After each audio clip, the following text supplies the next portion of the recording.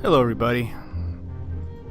Welcome to Radio Mythoverse for June the 19th, 2021. At the top of the show, you heard the Triple Crown theme and the Changeling theme, both coming to us from Zalentalis.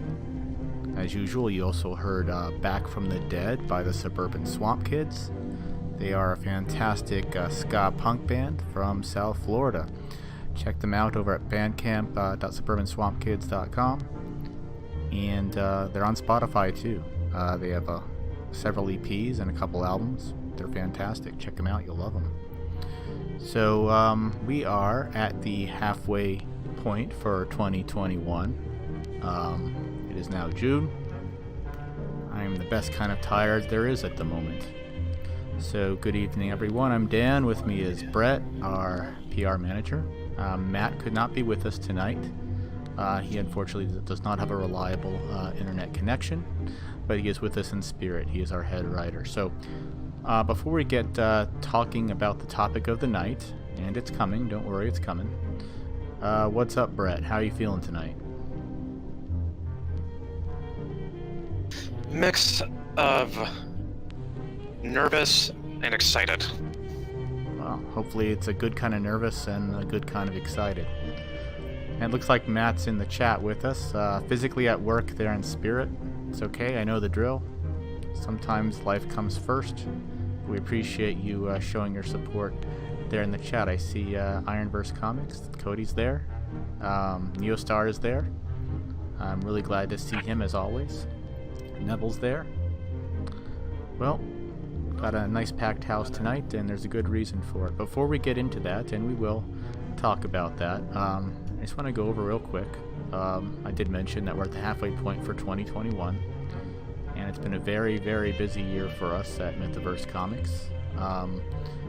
It's June, halfway through the year. We've gotten a lot of stuff done. We've had our most successful campaign for a single book so far, which is also our quickest turnaround for a campaign fulfillment phase that we've ever managed. You can see customer images as well as fulfillment images cycling through the stream right now. The Adobe Kroger Dame Commander campaign is of course what I'm talking about. We learned a lot from our past mistakes from past campaigns, what worked and what didn't work on the fulfillment side and on the production side. I think we've demonstrated as a result of this campaign that we can deliver quality in a timely fashion. So my goal when I set up the Adobe Kroger campaign was just that, quality in a timely fashion. So just to summarize, we got everyone 40 brand new story pages from Leandro Panganaban, which is, obviously, if I do say so myself, God tier. We also supplied an audiobook, a novel, bonus side stories, if the backers wanted it, and we turned it all around completely within the original promised timeline. So I couldn't be prouder of how that one turned out, and I think it's a show of things to come in terms of future campaigns, in terms of what we're able to deliver and how quickly we're able to deliver it. So before we go further, what else did we mention in our 2021 kickoff video that we put up way back in January? Well, let's just go through it real quick. We promised some spicy, not safe for work pinups for our backers on Patreon, and since we made that promise, we have put up 14 of those images. Anyone at the $5 tier or higher can see them. We promised 2 full-length volumes of Narratus Mythologica, which compiles our various short stories, and we've done that. We promised that the Adobe Kroger campaign would launch and be fulfilled in a timely manner, and we've done that. We've promised a Mythoverse coloring book, which I'm proud to say has been art complete for a bit, and I'm waiting for a print proof right now. So as soon as I'm happy with how it looks, I will absolutely send that out to patrons first at the $15 tier or higher. And that should be pretty exciting. We found this wonderful artist who's able to make this wonderful black and white artwork that's real fun to look at, and she helped me design a lot of activities like mazes and bird finds and other things for the coloring book that I think everyone's going to really like. We also we promised a brand new feature, a serial racing manga called Triple Crown, and that is 4 pages away from having its first chapter being art complete. Let me see if I can find an example page here for you. Let me see. Where is it? Okay, go here.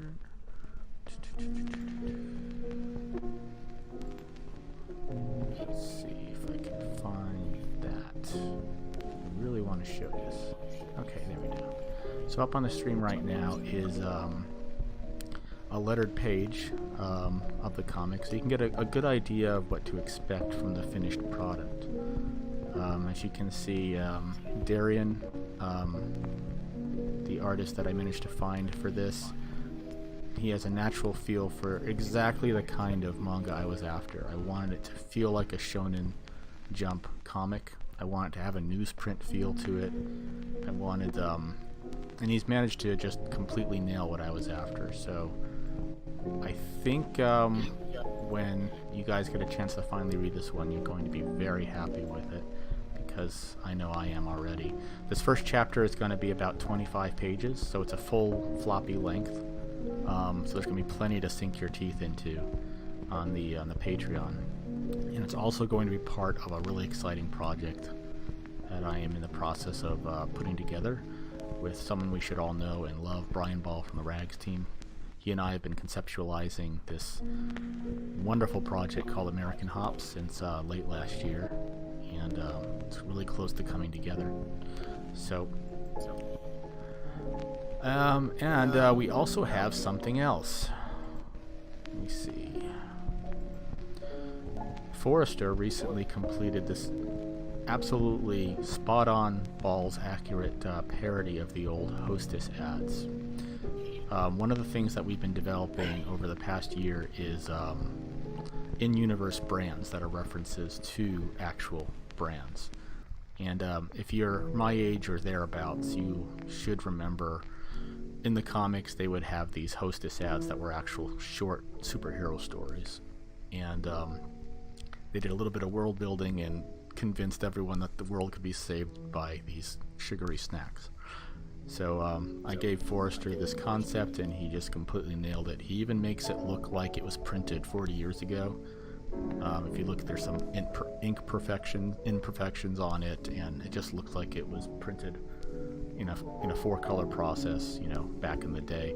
So this is up there on the Patreon, and it will also appear in some of our comics as sort of like a nice little in-joke. So a lot of cool stuff there, and that's on the Patreon. So I'd say now that we're halfway through the year, it's fair to say we're on track with our goals. So big picture time. That's 4 successfully funded crowd funds in the bag since we launched Mythoverse Comics, and all of them have been fulfilled. We got a hell of a lot of content out to the patrons with more to come. And speaking of campaigns, tonight we're going to make it number 5. Okay, the word of the night is changeling, and tonight we are all about changeling. So, Mr. Brett, are you with us? Yeah. Think so? You think so? Okay. Do me a favor, Mr. Brett. Do you have your campaign page up? Yeah, I do. Do you want to push the button, Frank? What, but my name isn't Frank? Okay, push the button, Brett. Right. Whoosh. Well, first I have to check off a box. Yes, Kickstarter, I've read your terms of use, privacy policy, and Kickstarter rules. Now I push the real button. And when you've done that, please drop me the link. And it's live now. And it's live. Oh, Go ahead and gonna drop this in drop the. Gonna drop this in general for everyone to find. Yeah, and I'll drop it in the chat as well. The campaign, she lives. The campaign lives. All right, let me go to it here. I will bring up the campaign. put it up on the We've already got Fuck, we've already got $15. Wonder who that's from. Okay, who's calling out first? What do you think? Okay. Mr. Giggles. Giggles on the... Okay. You know, fuck, I'm changing your nickname to that alabaster. Oh? Alright, so here's the campaign page. Brett, while I get the link in the chat, why don't you go ahead and start talking a little bit about this campaign for us. Okay, so... Alright, so... Where to start? Obviously, it's for issue 2. Okay. It's obviously for issue 2. So, when we left off,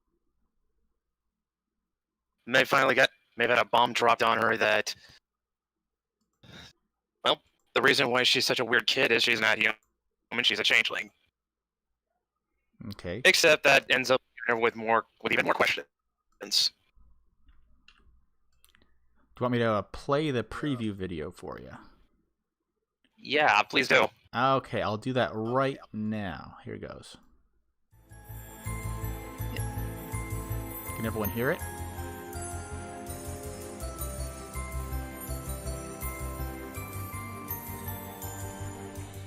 Yep.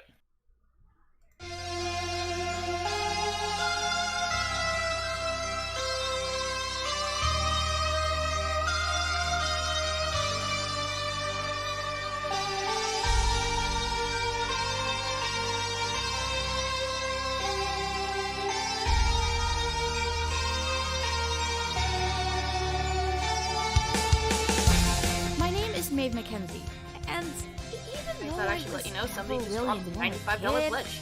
I never imagined that I was some fairy baby that was traded for a human one. What's worse is that this is leaving me with more questions about myself than answers. Right now, the only person who seems to be able to help me is a puka named Gavin. He says if I go with him to Avalon, the Fey realm, I might find what I'm looking for. I don't know if I'm going to like what I'll find there, but anything has to be better than spending the rest of my life not knowing, right?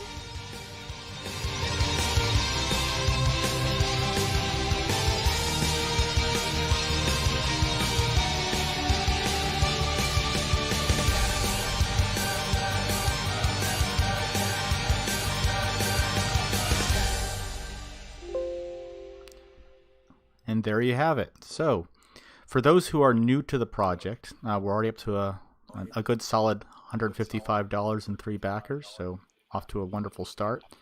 I have every confidence that this campaign will outperform our previous one. In fact, that is my dearest hope. That's what I want for all of our campaigns. So here's hoping. So Brett, for those who are brand new to this, please tell us a little bit about Maeve and the overall premise of the book. Well, first, before I get ahead of myself, I do want to please make sure everyone gets to know who provided the voice for Maeve in that video. Yeah, we're absolutely going to get to that. But yeah, go ahead. Yeah, so the voice for Maeve that was provided by a friend of mine named Kylie, who's with us on the panel right now. Kylie, say hi to everybody. Hi, everybody. Hi, Kylie. Speaking for myself, and I'm sure I speak for almost everyone who's heard it, she's absolutely nailed that performance. Yeah,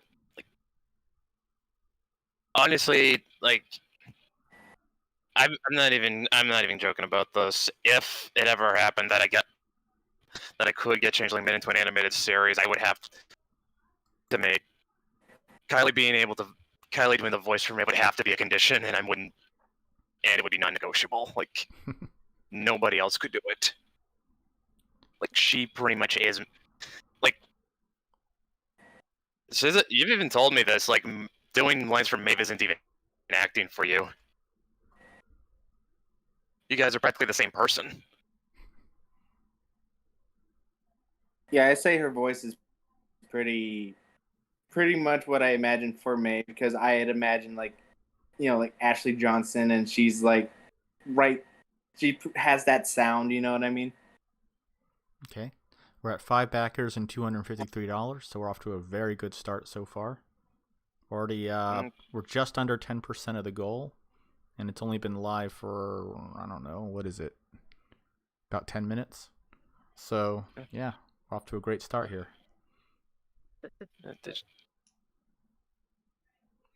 Hey, Kelly, were you gonna say something? Yeah, I was just gonna say, it's like, I understand Maeve a lot in terms of being, not exactly one to fit in, kind of quiet, kind of the weird kid. So it's like, oh, I understand her. This should be easy. And surprisingly, it is. Well, not surprisingly, but Yeah. So, yes, she absolutely nailed the performance on this promotional video. And there's also another video in which she did the voice. Let me see if I can find it. The original Mythoverse trailer. I'll go ahead. Yeah, she did. That'll probably serve to just show again how strong her performance is, and also to give anyone who's brand new to the series pretty much all the information that they're going to need. So if you will give me a moment, talks amongst yourselves while I locate this video. Rabble, rabble, rabble, rabble, rabble. What are No you? nebble words. What are you, the Rada, hamburger? rada, rada, rada. Sorry. Oh no! Nubble words? You mean like nubble? Oh no. He just said the nibble word. That's right. And I'll do it again. I don't Out think there. has context for all of this. she's like, what is all this? What is a nibble? All right, I have found the original Changeling and Urban Fairy Tale Mythoverse trailer, so I will play it now. It's okay. My name is Maeve Mackenzie. I'm 14 years old, I live in Aberdeen, Washington, and I'm a changeling. A fairy baby that was switched for a human baby, and now I'm something that's kind of both and neither. Which isn't great for me, because I've been a social outcast pretty much my whole life, and now I found out that I'm even more of a freak than I already thought I was. Well, thanks to another fae I met, a puka named Gavin, I'm now learning there's a whole other world out there. Maybe as I learn more about it, magic, and myself, I finally figure where it is I belong. Till then, while I'm juggling school, church, and life, I'm also dealing with supernatural happenings in my hometown. Ghosts, monsters, fae, name it, and I've seen it. So in my side of the Mythoverse, we've got expressive and energetic line art by Victor Campen, paired with beautiful and atmospheric colors by Ginger Foxy. Add in Brent McGowan's writing, which brings in heart, humor, character-driven events, and some amazing world building. My story's the kind made for a young adult audience. It's an urban fairy tale about discovering that just because you aren't human, it doesn't have to mean you're a monster.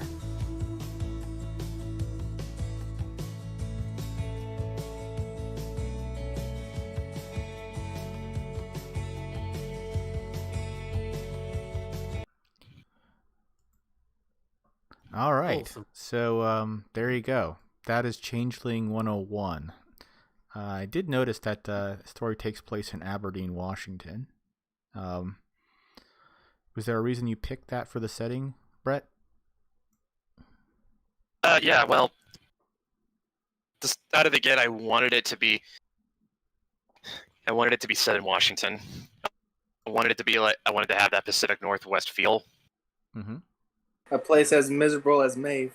No, that would be Seattle or Yakima.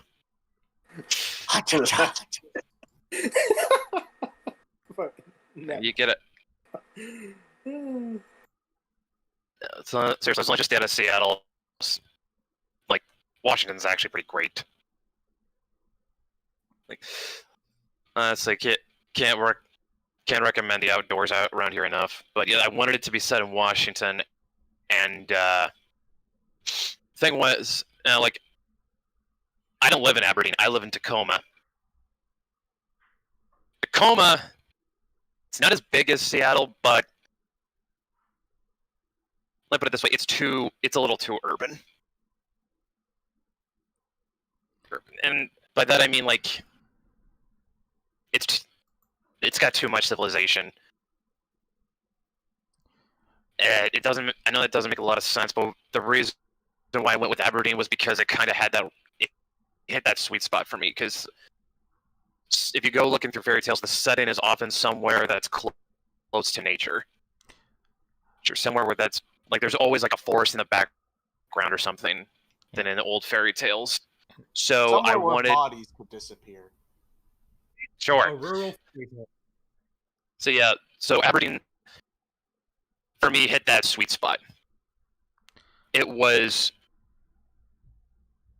it was modern enough to feel like it was urban fantasy, but it was but it was also kind of out in the middle of nowhere because Aberdeen got its start being a logging town, and as far as I know, that still is the case. I can definitely vouch for that.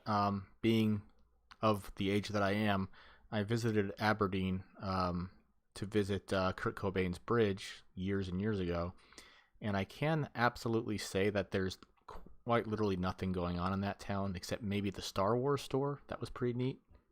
But other than that, Seriously, it is really just a small logging town, and it's a perfect setting for a girl who feels isolated already to feel all the more isolated by the fact that there's really not much around her to speak of. And it is a logging town. I mean, yeah, like as soon as you enter, like right over to one side, you just see piles and piles of gigantic logs. Seriously, the most notable thing about Aberdeen is that it's Kurt Cobain's hometown. That's what like if you say like you know anything about Aberdeen in Washington, 9 times out of 10 someone's probably gonna say, isn't that where Kurt Cobain's from? Right. Maybe, and that's even assuming they know that's where he's from. Right, and if you saw one of the pieces of art that showed the Changeling cast had the Aberdeen City sign, and it reads, "Welcome to Aberdeen, come as you are," of course a reference to the Nirvana song. And I think they understand that's why people know this town exists. And other than that, there isn't much going on. At least there wasn't when I visited. So yeah, I don't think much was even going on back in the 90s. No, there wasn't. No, there wasn't. Yeah. If you were to visit and you were interested, at least back when I visited, you were able to see the house that Kurt Cobain lived in, the bridge he played under, and all that stuff. And you could definitely see that it must have been very stultifying for a creative individual, because you really would feel trapped without anywhere to go. I think that's why he got out as soon as he could. And he had a really troubled childhood. Yeah, he was a very sad, troubled soul. All right, so we're up to 7 backers, $351, Brett. So very, very good. Good. Strong Was not start. expecting. I was expecting. Wait, what are you talking about? Was Wait, how not many? expecting. We're almost at We're just $50 short of 300 right now, Dylan. No, we're at 351. We're over 300. Hold up. It says 250. Oh, no, it says 351 for me. Just took a second update. Yeah, we're at Nice. 351. So yeah, this is exactly the start I was expecting, and I'm glad to see it. Let's go. So, all right. Let's talk a little bit about the campaign specifically. Like we talked about Changeling, we talked with Kylie, and we listened to her beautiful voice acting. So let's talk about the campaign itself. So let's look here. We have some examples of some of the completed pages here. Look at this first one here, Brett. What's going on here in this first page? Well, this is okay. So if you read issue 1, then you'll remember Gavin told Maeve to come meet him at this forest the next day, because he handed her a temporary glamour disc so she could at least go home without making her parents worry too much for all the good that really did. I think worrying too much would have been an understatement if she came home with chalk white skin, red eyes, and pointed ears. So, Yeah. All right. So- Now this here So, yeah, is What, you don't this next don't page. come home like that? This next page here Usually is one I- that we've showed usually off a I- lot. Go ahead. If I'm gonna look like that, Nubble, I would have to go a week without getting any sleep. Yeah. Fair enough. So, yeah, this next page here, this is one that we've shown off a lot, and the first panel was actually the subject of a campaign we ran on Instagram earlier this year to draw this in your style. So, we did have a winner from that contest, and I believe, who was the winner? Do you remember? It was our friend Manuela. Right, so Manuela will be getting a Oh, copy of Changeling 2 with that on the cover, with her artwork on the cover. And also that cover will be wholly unique. She will have the only version. Yeah, we're only gonna print She'll one. be the only one with that. Yeah, she'll be the only one with that cover. It'll be the only one of its kind in existence. Yeah, we will never run off another copy of that. Unless it gets burned up in a fire and she needs a replacement, then maybe. But other than that, yeah, she's the only one that will own it. So tell me about this page, Brett. This is probably one of the pages I like showing off the most because of how visually striking it is. Oh yeah, so in this one, Gavin just led Maeve through a fairy portal, which is located within a hollowed out tree. And now it's sort of like a little bit of a tunnel / cave. And you zoom in on that first panel, and they found a little pixie.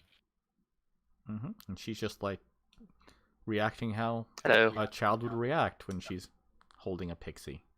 Like a mixture of amazement and adoration. She's like, oh, it's so cute and it's so amazing. It's just one. Yeah.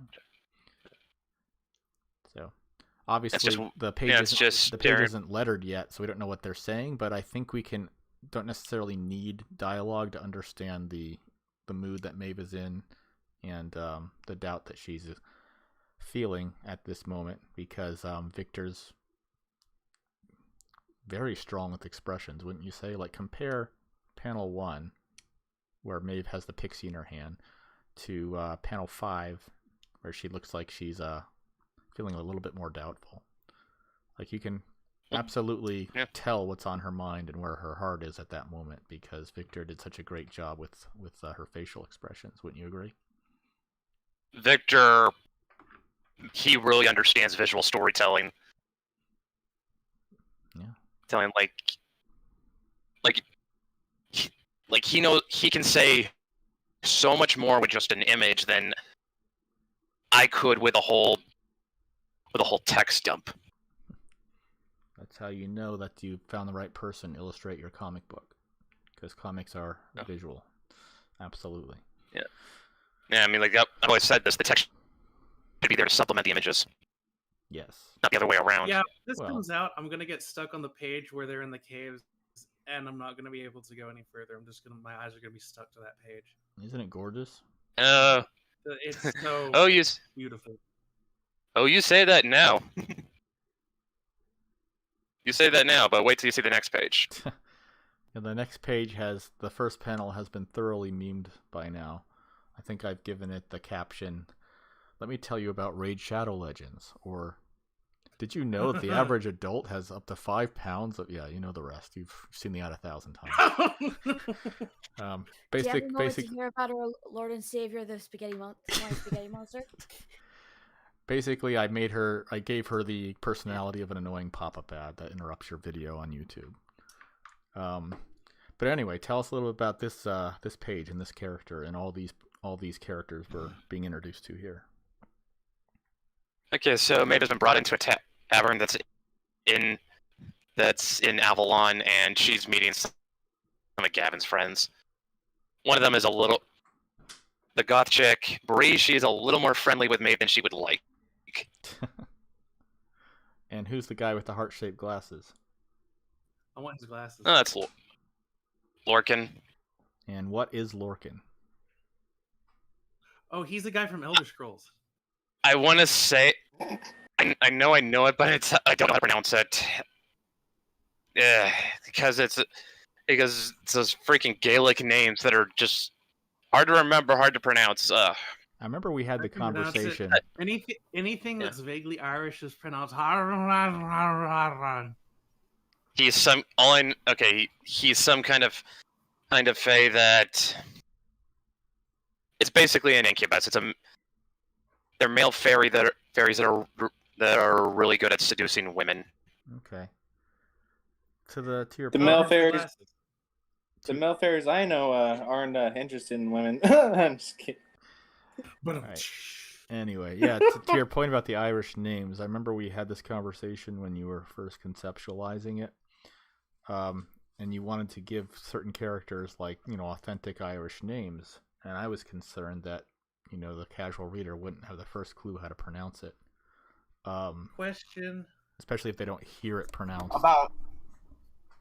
So I kind of started. Later, though, they'd figure it out. The guy in the middle of basic- the cap. Yes, his name is Keegan. Hey. Okay. Yeah. Because he got the red cap. Huh, is that what gave it away? Oh, wait. I'm just gonna clarify this. Because I think I must have misheard. Did you guys say cankles? Who said Cankles? I didn't hear Cankles. Okay. I think he said I thought it Keegan. was just me. Oh, it's Keegan? Oh, okay. Sorry. Yeah. Sorry. I need to get my hearing checked. Red cap Keegan. So what is he holding? What is the charm he is holding?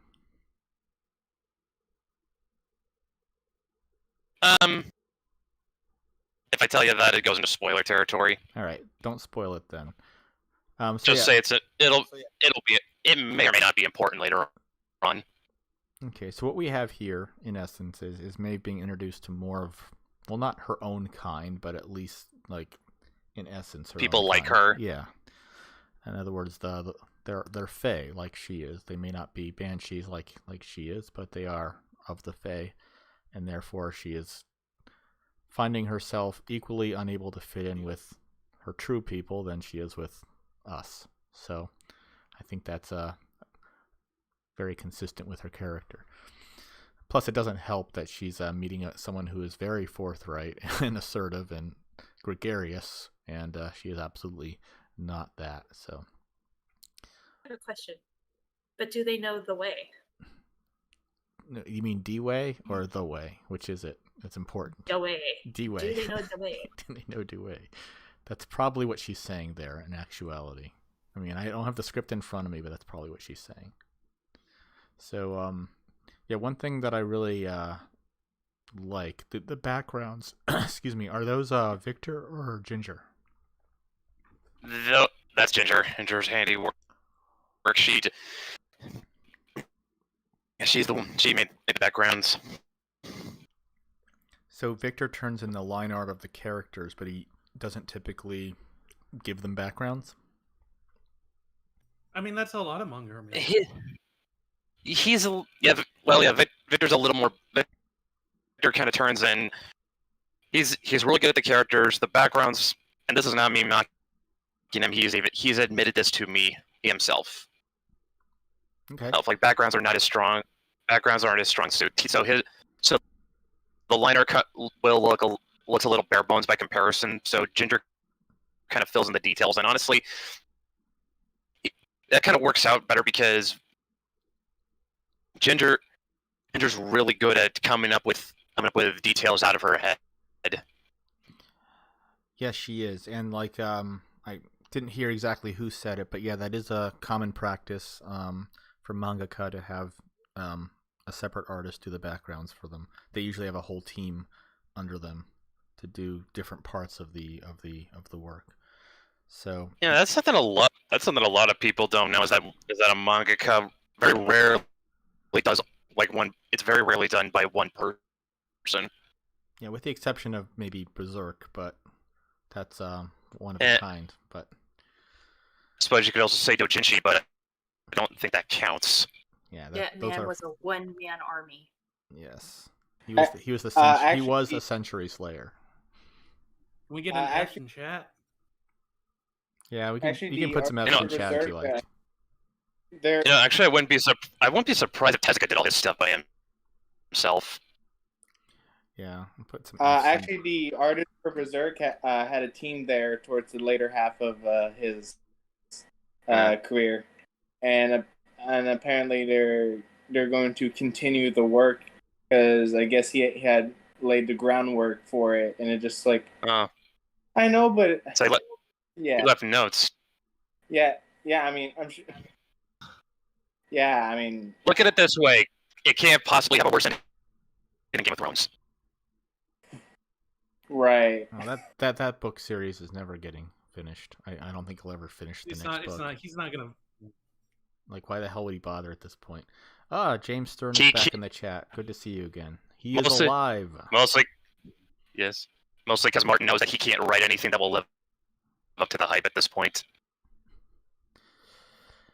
Anyway, let's not talk about such things. Let's focus on the here and now, the positivity that is Changeling. So Yes. yeah, so Ginger does astounding background. If you notice, in panel 1, she has a very strong sense of depth of field. Like, if you look in the foreground of the background, you see all these ornate bottles, and no two bottles are alike. So she didn't cut and paste any bottle. Each one was individually crafted and colored. But then if you go over to the right of the bar, you see the further background is out of focus, and that gives the scene a sense of depth. That's that wouldn't normally otherwise have if she hadn't done that. So very good sense of depth of field there. So let's scroll down here to this glorious piece. Well, actually, before you do, I just want to say it's like having watched the progress that Victor and Ginger made over the course of this issue, like it's the difference between issue 1 and 2, at least on terms of art. It's like night and day. There has been so much upward improvement, and the art for this one is so good. Like it's now our new standard, which means that every issue following 2 now has to have art that is either as good or better. It's not a bad thing, and it's not surprising for an art team to settle into their book as they get more familiar with the aesthetic that they're going for, the character designs, and the atmosphere. Oh yeah. And I think all the work that went into Changeling issue 1 allowed them to get to that point, and now they're really showing their chops with issue 2 because they're in that comfort zone where they just know these characters, they know the setting, and this issue alone has done an extraordinary amount of extra world building in Maeve's setting, whereas the first one did have that, but this one kind of just ranks it up to the next level. And we're gonna learn. In fairness, the first one was just supposed to introduce the story's premise. Right. So let's have a look at this art that's on the screen right now. So if anyone is a regular backer on our Patreon, you should recognize this style almost immediately. For those who do not recognize it immediately, who did this cover, Brett? Yeah, I want to see if the chat can figure it out. Anyone in the chat can guess who the artist of this particular piece is?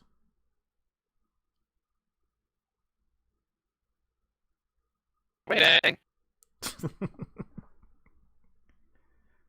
Yes, that is correct, Alabaster. It is Dylan. So tell me about this piece. Like, what aesthetic were you going for here? Oh, me? Yes. The artist. It is. It is a reference to Akira. I did have another one I did, but I felt like I could do better. And then mine is a less obvious reference to Akira. It's reference to one of the manga covers, and I just love that artwork, so I wanted to make a sort of tribute to it. So you see Maeve there. She's on the motorcycle and shit. Just Yeah, It's fantastic, and this is going to be a variant cover, Brett. Yep, and it will be exclusive to this campaign. So this is the only shot you're going to have at getting one of these. Yep. If you were a backer of the Mythics Issue 2 campaign or the Adobe Kroger Issue 2 campaign, you'll notice that in both of those campaigns, we also had a Dylan exclusive cover, neither of which will be made available again. So if you backed either of those two campaigns, you got the Dylan cover. If not, well, sorry. You missed it. So if you want this Dylan cover, you will need to back this campaign. So, ooh, and how about this one? Tell me about this one, Brett. Okay, this is a poster that was done by a friend of ours named Omenomicon, whom we know through our good buddy Salem LeBlanc. So this is fantastic. I love this.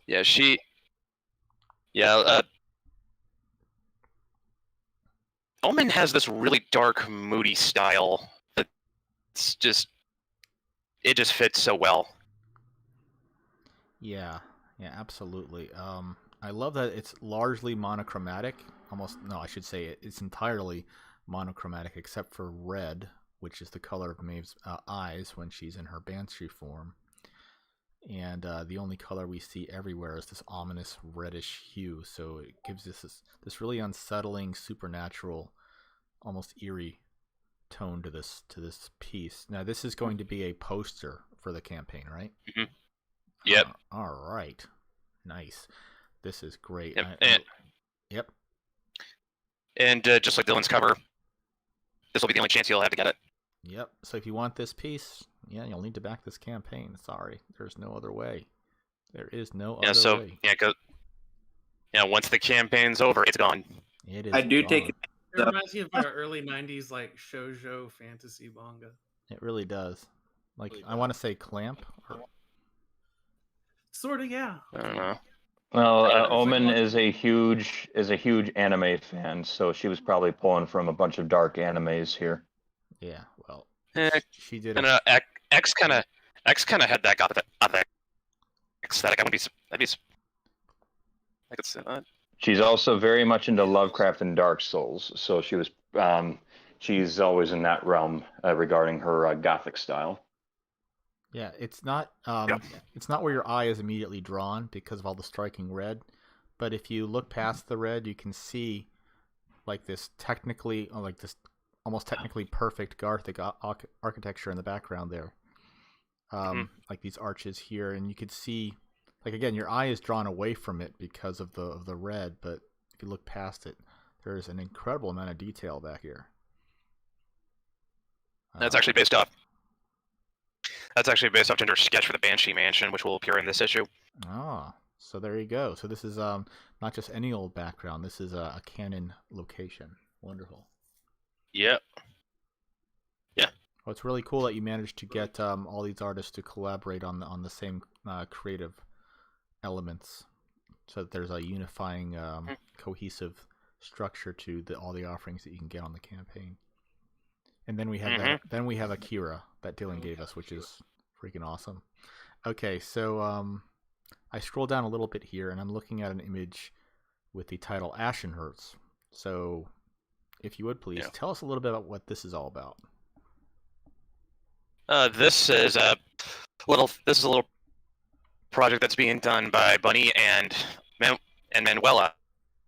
And honestly, I think Bunny should take this one since this is her baby. Yeah, is Bunny with us?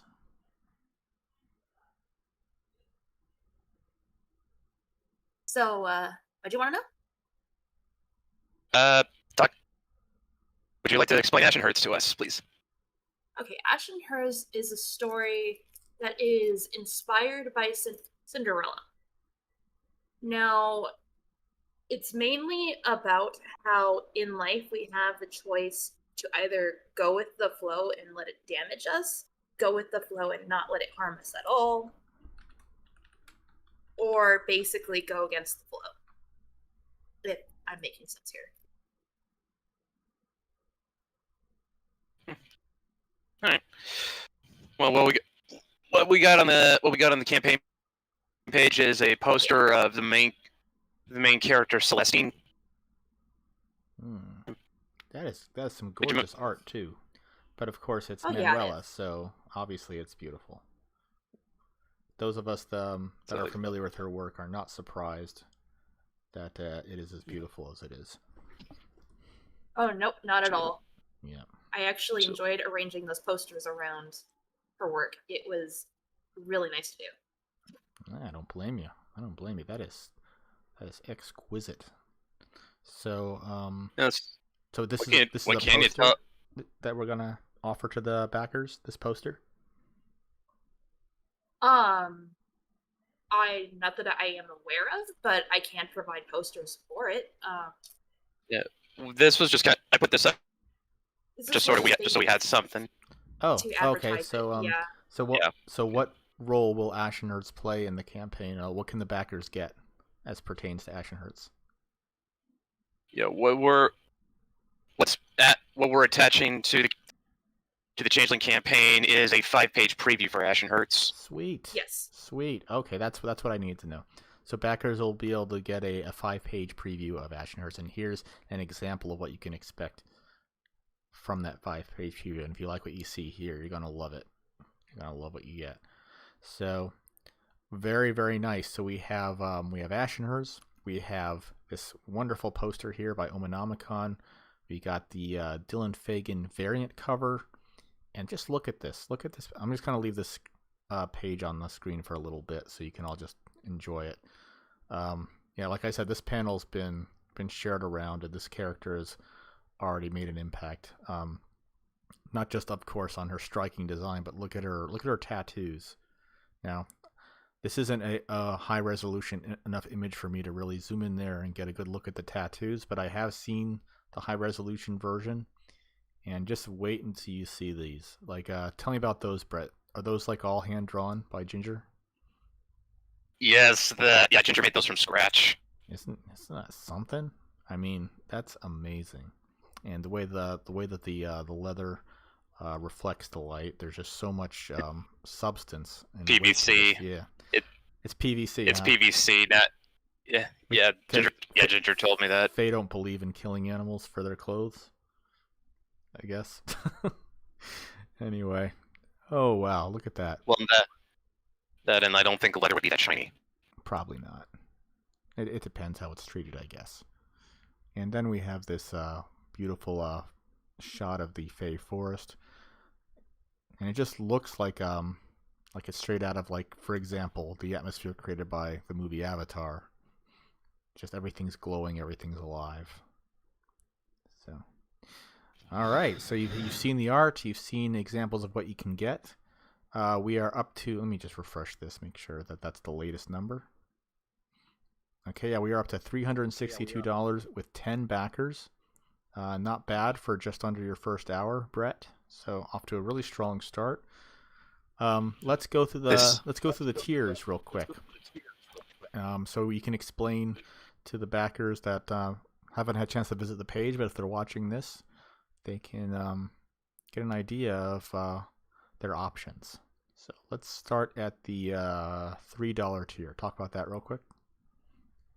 Okay, yeah, $3 tier is just if you don't want a lot, you just want and if you just want the comics, but you don't really care if they're in print, you're fine with just getting them in digital. There you go. You get Changeling issue 2, Changeling issue 1, and the Ashenherz preview, all in PDF form. Nice. And also before we go any further, all the other tiers do have the PDF for issue 1 and the Ashenherz preview attached to them. As well as the PDF for issue 2, right? I think so. Yeah, yeah, they are. I believe they are. So yeah, so the $3 tier, we have 2 backers for that already, and that's all digital. You get 3 books, 3 digital books. That's issue 1, the brand new issue 2, and the Ashenherz preview, which is, as you've seen, it's going to have some wonderful art. So at the $5 tier, what do we get? Yeah, that's to get a print copy of issue 2, along with Okay. everything else. All right, so you get the issue 2 in print and all the digitals from above. Okay. And then you have another $5 tier that lets you get Dylan's exclusive variant, right? Yep, don't think I need to explain that. Well, just in case.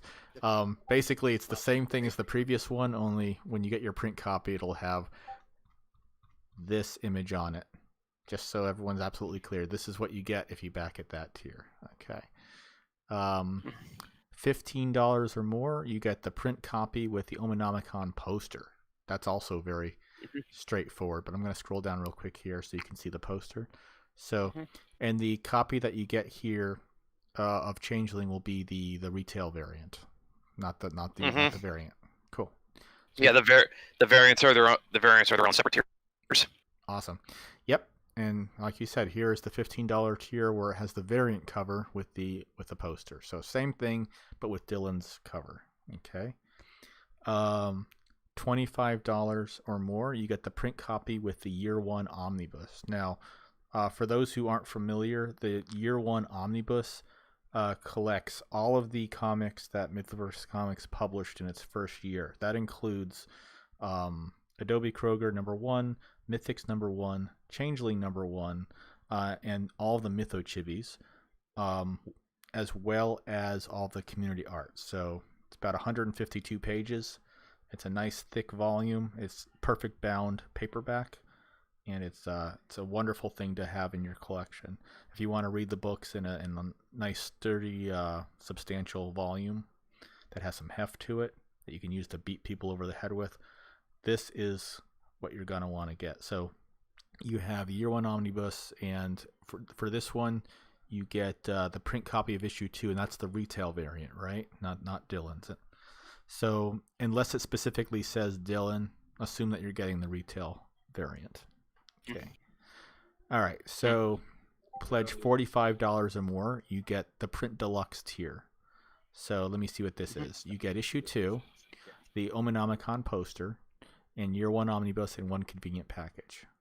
And of course, it goes without saying that you get all the digitals along with this. Yep. Okay. And then we have one left, the $95 or more tier, and this is a cameo in Changeling issue 3. Now, this is a very popular option for all the Mythoverse books. I believe Mythics had, I don't even know how many, a lot. A lot of cameos were signed up for Mythics issue 2. For Adobe Kroger, we got a number of folks signing up to be a character in issue 3, which is already well underway. And that's a similar thing you can get here for Changeling issue 3. You'll be written into the story as a character in the next issue. Not issue 2, but the next one. So make sure that that's clear. There was some misunderstanding on my last campaign. Even though I stated that they would appear in issue 3, I had a backer message me saying, why am I not in the comic that I just got? And I had to explain it's issue 3. So make sure that that's clear.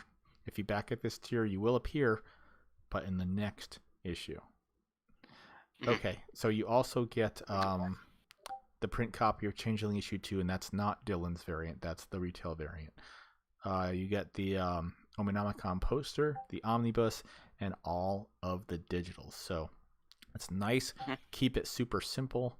You have some options, but we're basically keeping it lean and mean here. It's all about the story and some additional little nice content that you can get here with the poster. But we're all about getting you as much bang for your buck story-wise as we can. That's why we're kind of holding back on putting a lot of extras in there that don't have much to do with the story. Yeah, I mean, as much as I like that hoodie tier we had in the first campaign, that was a lot of work. It was a lot of work. Yeah, first of all, the hoodies were freaking awesome. Like they were fun to make. My wife did them all by hand, and she did have fun, but it did take a lot of work because you can't really pre-order a hoodie with Maeve's kitty ears on them. They had to be hand sewn and hand sewn onto the hood. And while I was really proud of how they came out, my daughter still wears hers, by the way. She loves it. I think that and the Susie hoodie I made for her for Halloween she still has a lot of fun wearing those. Actually, she's right here right now. Hey, come here, Cara, real quick. Tell everyone how much you like your Changeling hoodie. Hi, I love my Changeling hoodie. Do you still wear it? Yeah. Is it comfy and warm? Yeah. Awesome. So, we're talking right now about Changeling issue 2. We just launched the campaign for it, and she's been very eagerly awaiting issue 2, and she's been asking me constantly, when's it coming out? When's it coming out? So, Brett's on right now, so you can ask him. Hey, Brett, do you know when the Changeling 2 is coming out? Hopefully very soon. Ginger and Victor still have a lot of stuff, some art to finish up. But it's still got to get lettered, and then we got to send it off to get printed. But hopefully, it won't be much longer. Yeah, well, she's really excited. Are you excited about it? Yeah. Awesome. And she did do a fan comic that I wanted to include in this campaign, but we misplaced it. It's probably my fault. We've moved since she drew it, and we've lost it. Maybe you can make another one, though. Maybe. Yeah? Would you be interested in making another one? Yeah. Awesome. Okay, well that is a dedicated fan of Changeling, and she gives it her wholehearted endorsement. So anyone here who doubts that it's a good book for readers her age to get them into comics, let that allay all doubts. Your kids will love this book, and also all ages will love the book. I'd say the second biggest fan of Changeling is my nephew. I'll just outright say, like, Kara. Like, I will recognize Kara as the number one Changeling fan. Oh yeah, she's definitely number one. My nephew's number 2 in there. Absolutely. Yeah, he is 15 and he really feels like he can relate to Maeve. Well, that's wonderful. I think that's the best compliment that can be paid a creator, is that someone finds their characters relatable. Because that's our goal here, is to provide stories that, resonate with our readers on a universal level. Like, we don't try to appeal to any one particular demographic. We just want to appeal to universal human experiences that anyone, anywhere can relate to. And I would say so far, Brett's done a great job of accomplishing that goal. So I'm looking forward to seeing what my daughter thinks of it, and of course what your nephew thinks of it, and hell, what everyone thinks of Changeling too. I think they're going to really get a kick out of it. From what I've seen so far, it's going to be a really strong title. Yeah, I've never seen anything like that. From what I've seen the Changeling issue 2, I've never seen anything like it, honestly. Yeah. It's like it's on a whole other level. Yeah, it's I'm thrilled to have it in our lineup. All right, so $457, 11 backers. So very strong start, Mr. Brett. We're getting into hour 2 right now.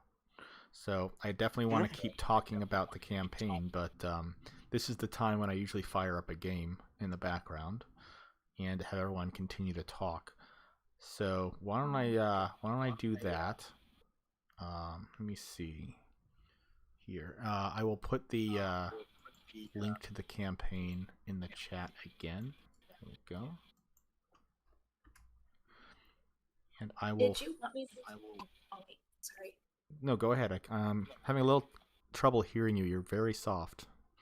I want to be blatantly honest. I am actually really nervous. So that was kind of why I skipped through that explanation earlier, and I apologize for that. No, don't worry about it. Don't worry about it. If you wanted me to explain more about it. Now that sure. I've collected myself a little bit. Yeah, now that we have 12 backers and $552, let's go back down to Ashen Hertz. All right, so, take it away.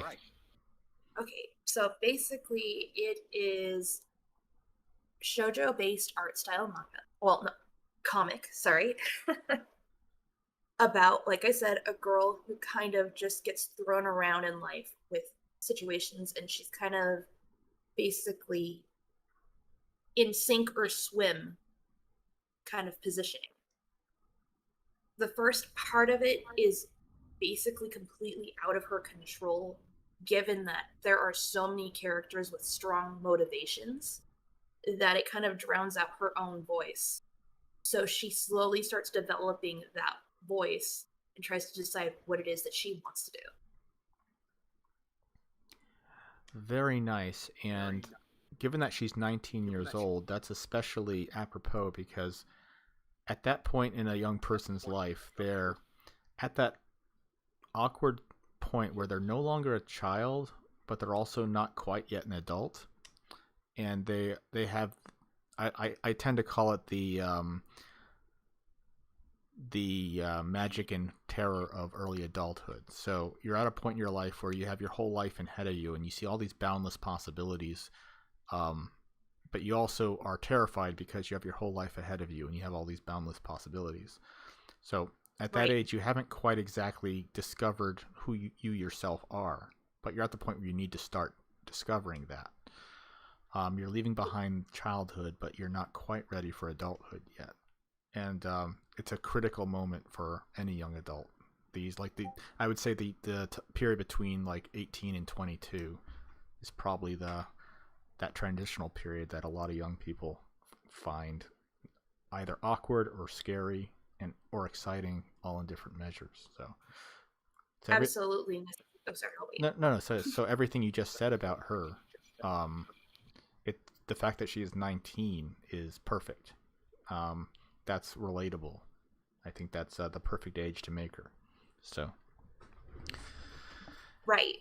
And the thing about it is that I wanted to bring in several different types of people that impact our lives. Ones that might actually be better for us than we think they are, and ones that we think are great for us, but they're actually contributing to our bad tendencies, so to speak. Also, I'm sure most people know the story of Cinderella, so her grasp on what is going on around her is probably a little stunted given how she's been receiving treatment for the longest time, if that makes any sense. Sure, absolutely.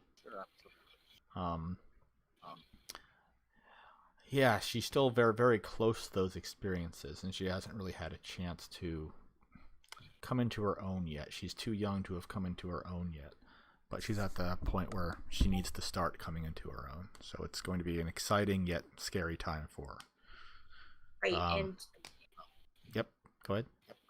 Her major flaw is that she is a people pleaser, so she's not really being self-conscious of her own needs, as she will always go to the extreme, if that makes sense. Yeah, that's relatable.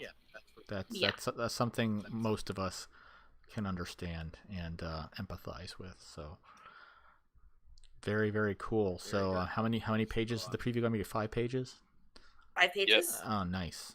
Well, that's really exciting. So everyone, when you back this, you're also supporting this other wonderful project that I would love to see more of. So by all means, please keep that in mind when you back this campaign. You are not only helping Brett and Ginger and Victor, you're also helping Bunny and Manuela put out this wonderful story. So let's help make that happen.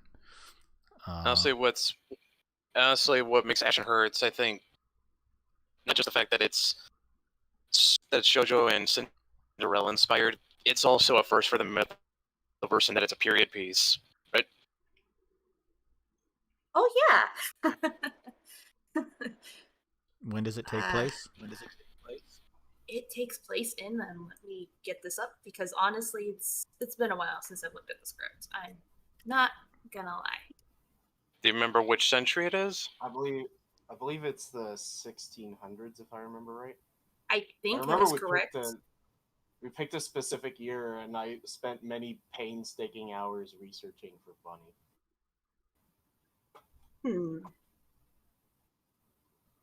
Neville did help me quite a bit in trying to figure out what we were going to do with the time period, and actually it was very helpful given that time period, I got a lot to play with as far as motivations and whatnot, and how I was going to set up the whole thing.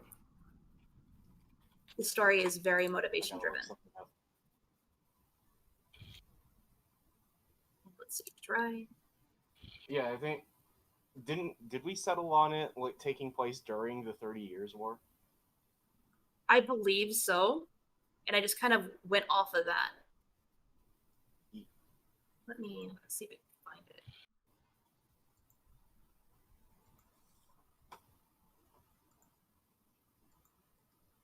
It was all kinds of fun finding out which European countries pissed off which other ones. Oh yeah, and when you look at it, you can kind of see who is based off of who. Okay, let's.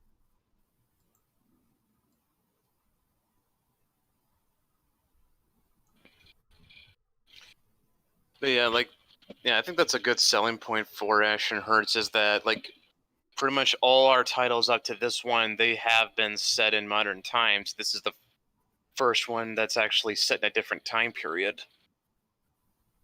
It takes place in 1629. Very cool. Yep, that is absolutely the first published work that we will put out that is set outside of the modern era. That is correct. Wasn't Port of Calls? Yeah, that was set in the 1930s, I think. It was set in World War II, I believe. Yeah. That's so. That technically does make it a period piece. You're right. We keep forgetting it's 2020. That's 80 years ago. All right. The first full length comic to be a period piece. There you go. Yeah. Protocol was a short story, and it's technically modern because World War II's kind of where we kind of go into the modern age. Well, it's more modern than 1629. Yeah. Bunnies is the first one to be ye old times. This is when the 1600s is when we first started using one of the first times people started using firearms in warfare. We talking cannons, flintlocks, muskets? Probably matchlocks at that point. Celestine's had enough of this crap. This is the time when the Three Musketeers would have been running around. I could just see her kicking down the door, pulling out a musket. Ain't nobody moving. Or I will very slowly and deliberately reload this after I fire. No, what you do is you go all Blackbeard and you strap like 6 flintlocks to your chest. Oh no, I just imagine. Can you imagine? Can you just imagine what our one of our previous presidents, Andrew Jackson, can you imagine what he'd have to go through? Do we still have that screenshot of Nipples? Like, post? I will get you in 5 minutes. Do we still have a screenshot of Nebel's meme, by the way? Where it's like, it's time to duel. I just got an image of Celestine as Miss Fortune from freaking League of Legends. Thanks, guys. oh my god, she's just like slowly reloading the gun and just the Doom music is playing as she's just slowly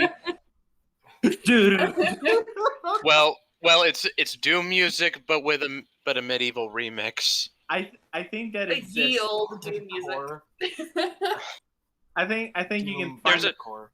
Oh yeah, there's a YouTube channel that's like he took Star Wars themes and did them with medieval instrumentation.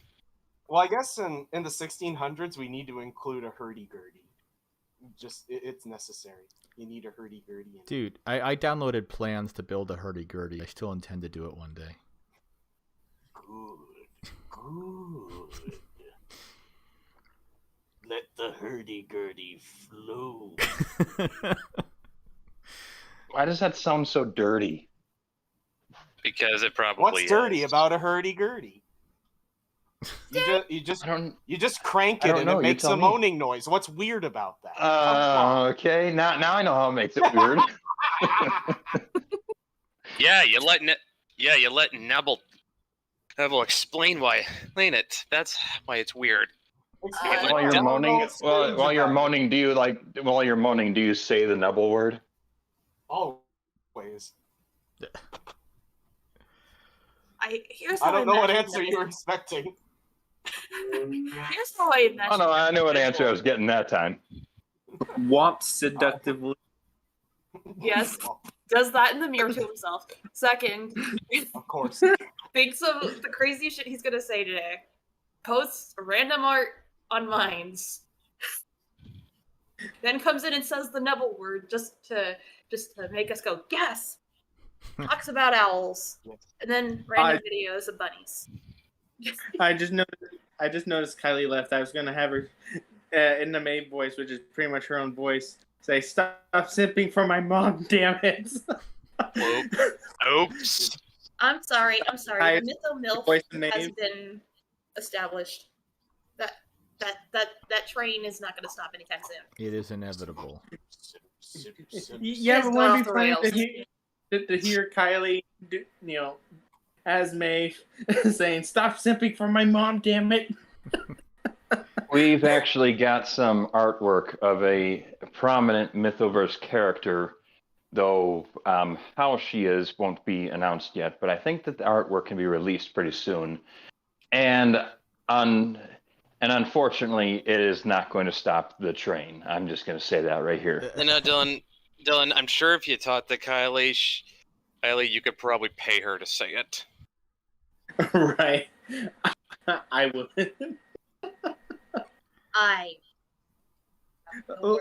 Like here's $10. Say this.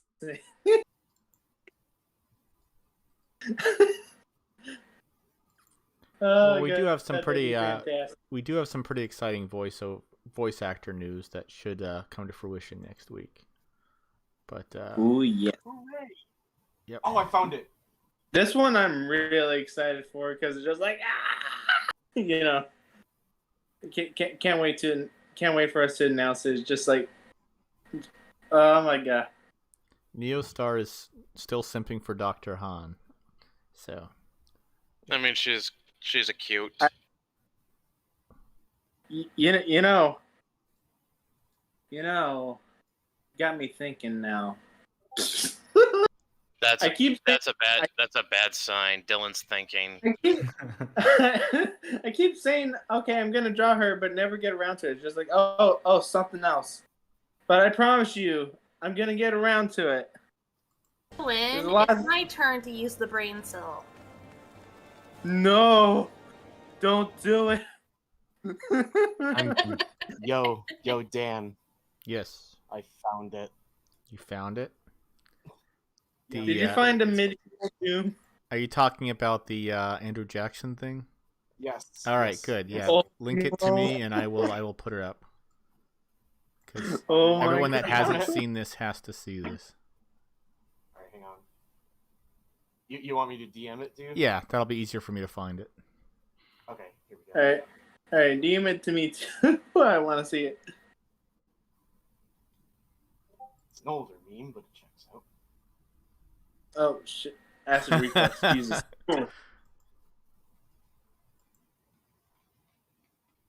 All right, Acid reflux. there you go. Yeah. Just, oh. So there you go. There you have it.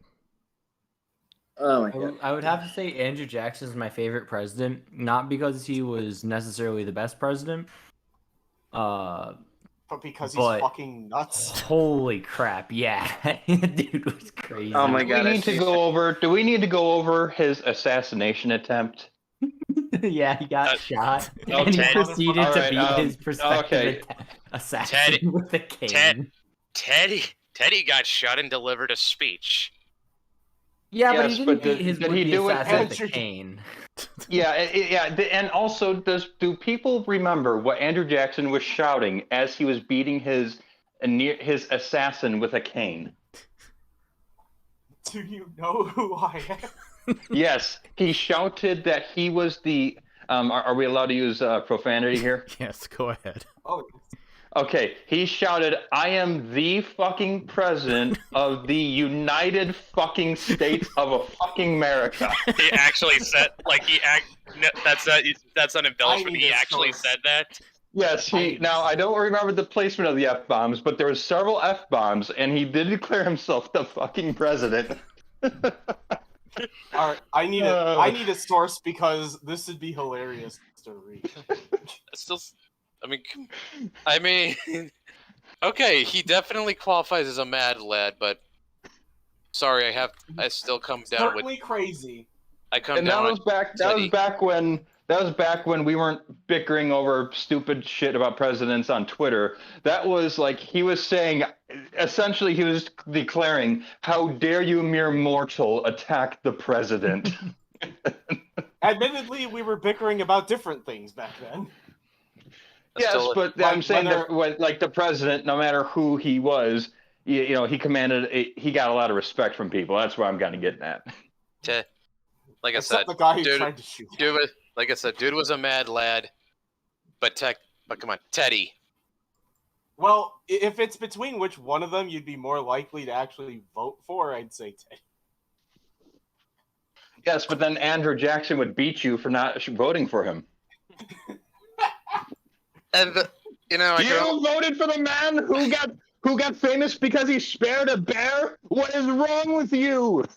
Man just shows up with the anti-horny stick. I did not just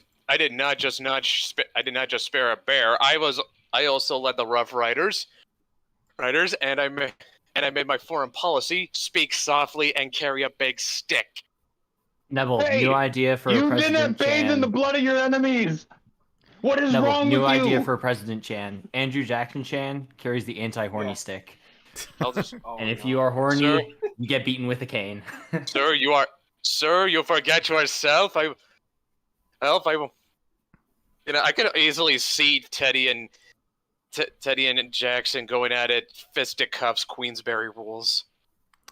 So especially since Andrew Jackson was most certainly not known for his relations with the Native Americans, whereas Teddy actually tried to open up some relations at some points.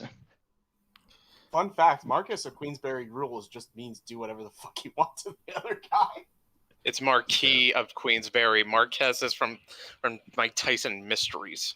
So I put up an image on the stream right now. This is something that Neville posted sometime last year. He said he put like green text over this, and he says, "Be Andrew Jackson. Someone throwing shade. My feeling when it's time to duel." Anyway, that was. All right, I'm gonna drop something in the server. This is an image, a photograph of Andrew Jackson, and all the stuff from his presidency, we have him just as a painting, so we don't have photographs. However, look at this photograph of Andrew Jackson, and don't tell me this is a man who just fueled his life by anger. Here, 1 second. Let me, I get it. Here we go. Okay, I'll just drop it in general.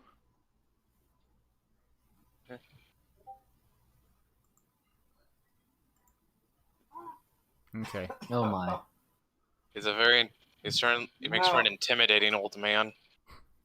So I've been watching a lot of behavior panel lately, and one of the things that they said is that whatever expressions you make a lot end up getting carved into your face. Looks like he very much jeered and snarled a lot. He looks so sad. What are you guys talking about? I don't see it glaring. I just see his face just going into like this most depressing looking frown. If he's sad, then the reason is because he shot the man in the duel, and the man is bleeding out, and he's not allowed to shoot again. I mean, the only thing that's odd about this picture are the glasses. Like, I mean, there's four lenses there. Yeah, there's four lenses there. Well, you know, when you got a duel to the sides. Oh. He needs Well to have then. full peripheral vision when he's beating the shit out of someone. Neville. Neville captioned it when you run out of enemies to kill. I mean, you're not wrong, but that's not even like angry old man grumble. That's like I'm just depressed yeah, and I don't know what to do with myself sad. now. He's Depression. sad. No, he's sad because he's like, heaven or hell, there's no one that I'm gonna be able to kill anymore. Absolute madman. Wait, so should we assume that he is actually the blacksmith? Excuse us. This implies him being involved in the creation of anything.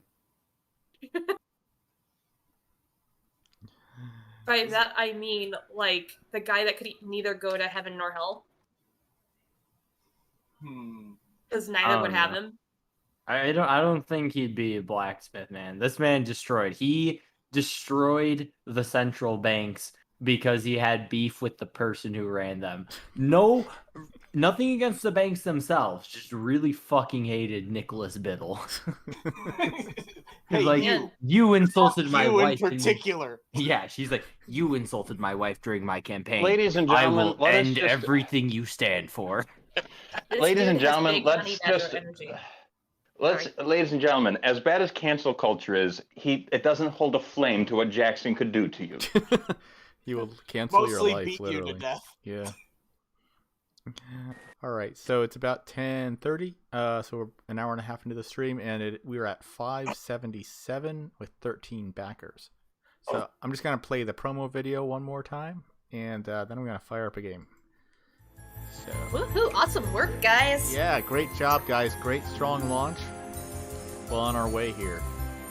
I'm confident that this will fund, and if it does, our wrap-up stream will be something special. I'm gonna have to send Brian a DM later, maybe. Oh no.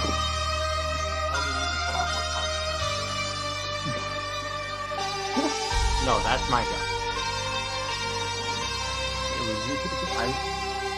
I'm the one who can continue that My name is Maeve McKenzie. I say that, he appears in the chat, and I shit myself. William Norman kid. I never imagined that I was so very. Okay, you know how Adobe Creator had a drawing to celebrate, like, hey, we made it. We made our goal. Oh yeah, that's right. All the phone. Dan, we gotta show awesome art that Dylan and Victor did. Oh yeah, that too. But I forgot about anything that. better than spending the rest of my life not knowing. I'll DM it to Dan right now. Probably can't show off mine. We might just accidentally kill the stream.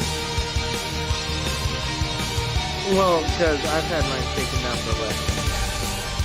This is true. But yours did kill a Norse stream. Yeah, but you can get away with Victor's. I think the one I. Oh, nice. Yes, I'll put that up right now. Hold on. Okay. So. Yeah, but you can post like both of them on Twitter or mine. I'll do that after the stream. Okay. So this is a collaboration between Victor and Dylan. So. Well, it didn't start out that way, but it turned into that. Nice. Very cool. So tell us a little bit about this one, Mr. Dylan. Yeah, because I had designed young adult Sasha. So he's like, hey, so I guess he wanted to draw it, and Brett showed me it. I'm like, oh my god, I want to ink and color that. So inked and colored it, and I threw like a filter, retro as I could. Mm-hmm. Because she would have been this age in the 90s. Coloring. Yeah. Mine is the one I did, the one we're not going to show on stream because shows her butt. Yeah, it's probably more. Mine is probably more in a modern style, but Victor did fantastic with you know, just how she looks, and I love his art style.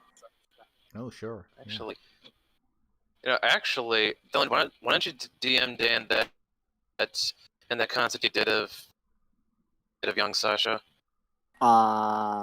Let me go. Let me go fetch it from a Dropbox. Speaking of Sasha, do you think we could get away with showing the Uncle Sam picture? Yay or nay? Well, if We want to risk it. our stream gets taken down now. We've already been up for an hour and a half. So That's like I said, Okay. like a picture of Sasha just exercising to Ellen Nor stream. I will send it to Dan and I will let him decide. Sounds good to What me. do you think?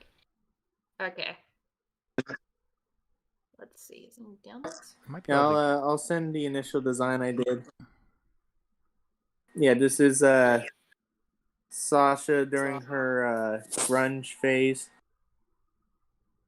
Yep, yeah, you guys heard that right. When Sasha was a teenager, young adult, she was into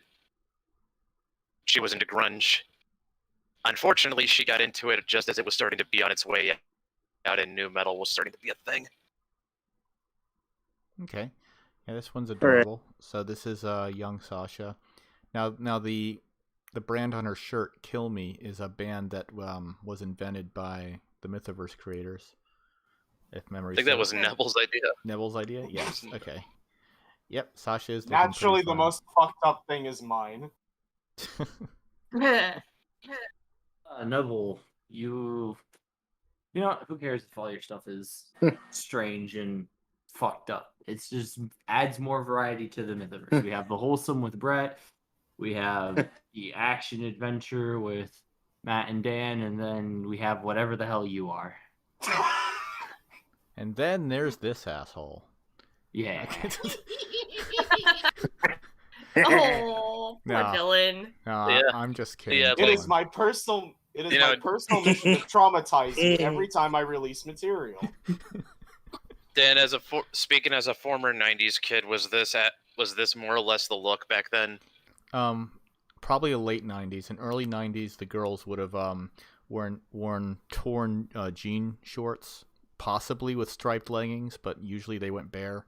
But the boots were always unlaced like that, absolutely. And they would wear the flannel around their waists or oversized flannel so that it went down below their butt. You know, it was kind of like almost like a robe. It was weird. But yeah, other than that, yeah. Let me see. Yeah, this is fine. This is fine, Bunny. Yeah, there's no actual skin showing there, just her belly. All right, I'll put this up. So here we go. This is I Want You to back Changeling number 2, and that is Sasha as Uncle Sam. So. Oh yes. Oh yeah. Yes, we I have forgot been about dubbing that her one. the Mythomilf. The Mythomilf. Yep, there she is. So, Sasha has sort of become an unofficial, well, I'm not sure what I could safely say, but I wouldn't. We'll say mascot. That's not really exactly what it is, but yeah. Sure. So He is our poster child. Our wayward poster child. erotic mascot. Yeah. So yeah, to answer your question about this Sasha, grunge girls didn't typically wear black. They dressed out of thrift shops, so their clothes were usually mismatched on purpose. And yeah, I was told that after I designed it, and so I'm writing a story where that outright gets addressed. Yeah, like she hasn't quite like the grunge girls wouldn't typically wear the spiked bracelets. It was that was more of a goth thing. The grunge girls, the whole point of the grunge look was to look like you were broke even if you weren't. Sometimes Yeah, go ahead. Yeah, she essentially gets called a tryhard. That's fair. I mean, by the time she was getting into it, it probably would have been like, what was it, 95, 96, and by then grunge was on the way out. Actually, I say, I don't know, was it 93? I think. Well, the Seattle explosion took place in like 92, 93, around that time. That was when they were at their peak. Right. And like by that time, by late '93, Nirvana had already released their second album, and they were kind of in decline. Like people still like them, but they like the initial "gosh, wow, this is awesome new stuff" had already played out. And by that point, like my peers in high school were like listening to the radio, and Nirvana would come on. They go like, "Oh, great, Nirvana," and then they turn it off. They were already kind of bored with it. So. I mean, there were other bands like Soundgarden was around, Alice in Chains was around, Pearl Jam was around. Oh yeah, well, Soundgarden was around the longest. Like they had music in like the mid '80s released. It was just they were just at that point Seattle was the flavor of the month for a little while. But, yeah, I think like the '90s kind of like went through like several different like. This is kind of something you kind of really don't know unless you were there for it, but like the 90s kind of went through like several different musical trends through like the whole decade. Like grunge was a thing for a while, and then you had Britpop with bands like Oasis that got big for a bit, right? Yeah, that would have been like 95, 96, 97, that brief period. Yeah, but for those who weren't alive, it's very difficult to emphasize just how drastically and quickly the musical scene shifted. Like literally 1 month hair bands were all the rage still, and then all of a sudden they were gone, like they never existed, and then it was all Pearl Jam, Nirvana, Soundgarden. Like they turned on a freaking dime. And I think there was I don't remember exactly who this was. I want to say it was either the lead singer of Twisted Sister or one of those other bands. He would walk into his manager's office and he had a poster of his band behind him one day, and the next day it was replaced with a grunge band, and he was like, "Oh, okay." I guess I know where this is going. And like literally careers just fell apart like almost overnight when the musical trend shifted. It was kind of sad. Yeah. Right. But and then you get into the late 90s and bands like Korn and Limp Bizkit are making it big. Oh yeah. Limp Bizkit. Amazing. That was when I was beginning to nope out of current music, to be honest. I did not like them at all. Are you know, sweet? It's amazing how just like in the 90s alone is like just huge shift, like multiple shifts in music, like you just coming off the 80s and suddenly just grunge, and then suddenly you get Korn. Well, you know what's funny is before Korn. It's more like you get Nirvana. You get Nirvana, then you get Oasis, then you get Korn. Everyone's forgetting, like, in between all that, there was Hanson. Like, grunge was still kind of a thing when Hanson released MMMBop.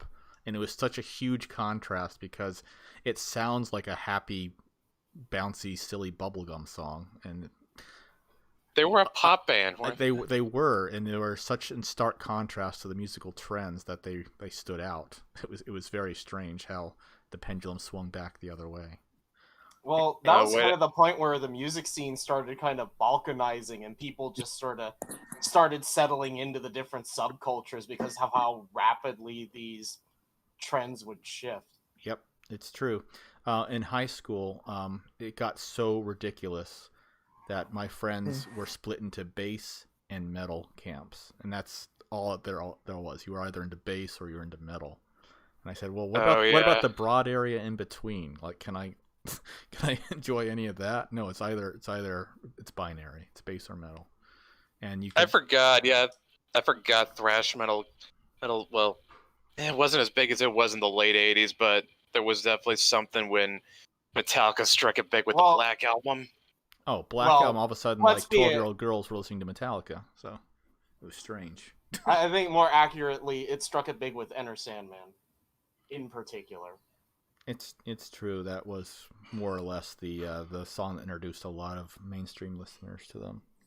Oh, and let's not forget, you had a punk revival when Green Day started getting big. And that was Right. also the time that the Ramones broke up in '96. Mm. They had their last show. Ah, the Ramones. I've always loved them. Oh yeah. Okay, here's a question: which '90s song was more overplayed? "Smells Like Teen Spirit" by Nirvana, "Wonderwall" by Oasis, "Good Riddance: Time of Your Life" by Green Day, or "Iris" by Goo Goo Dolls? You know Are what you beats talking all of them? at the time? You know what beats every last one of those? I wasn't. Two Princes But- by the Spin Doctors. That was a one-hit wonder. They were, but that song was literally, you could not get away from it. It was issued to you, like it was plugged into your brain.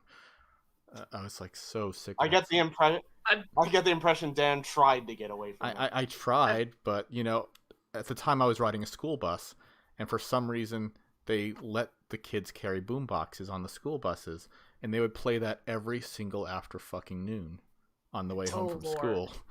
They just blast Two Princes by the Spin Doctors, and they like, guys, please. But anyway. Oh my god! Can you at least pick something good? Oh my!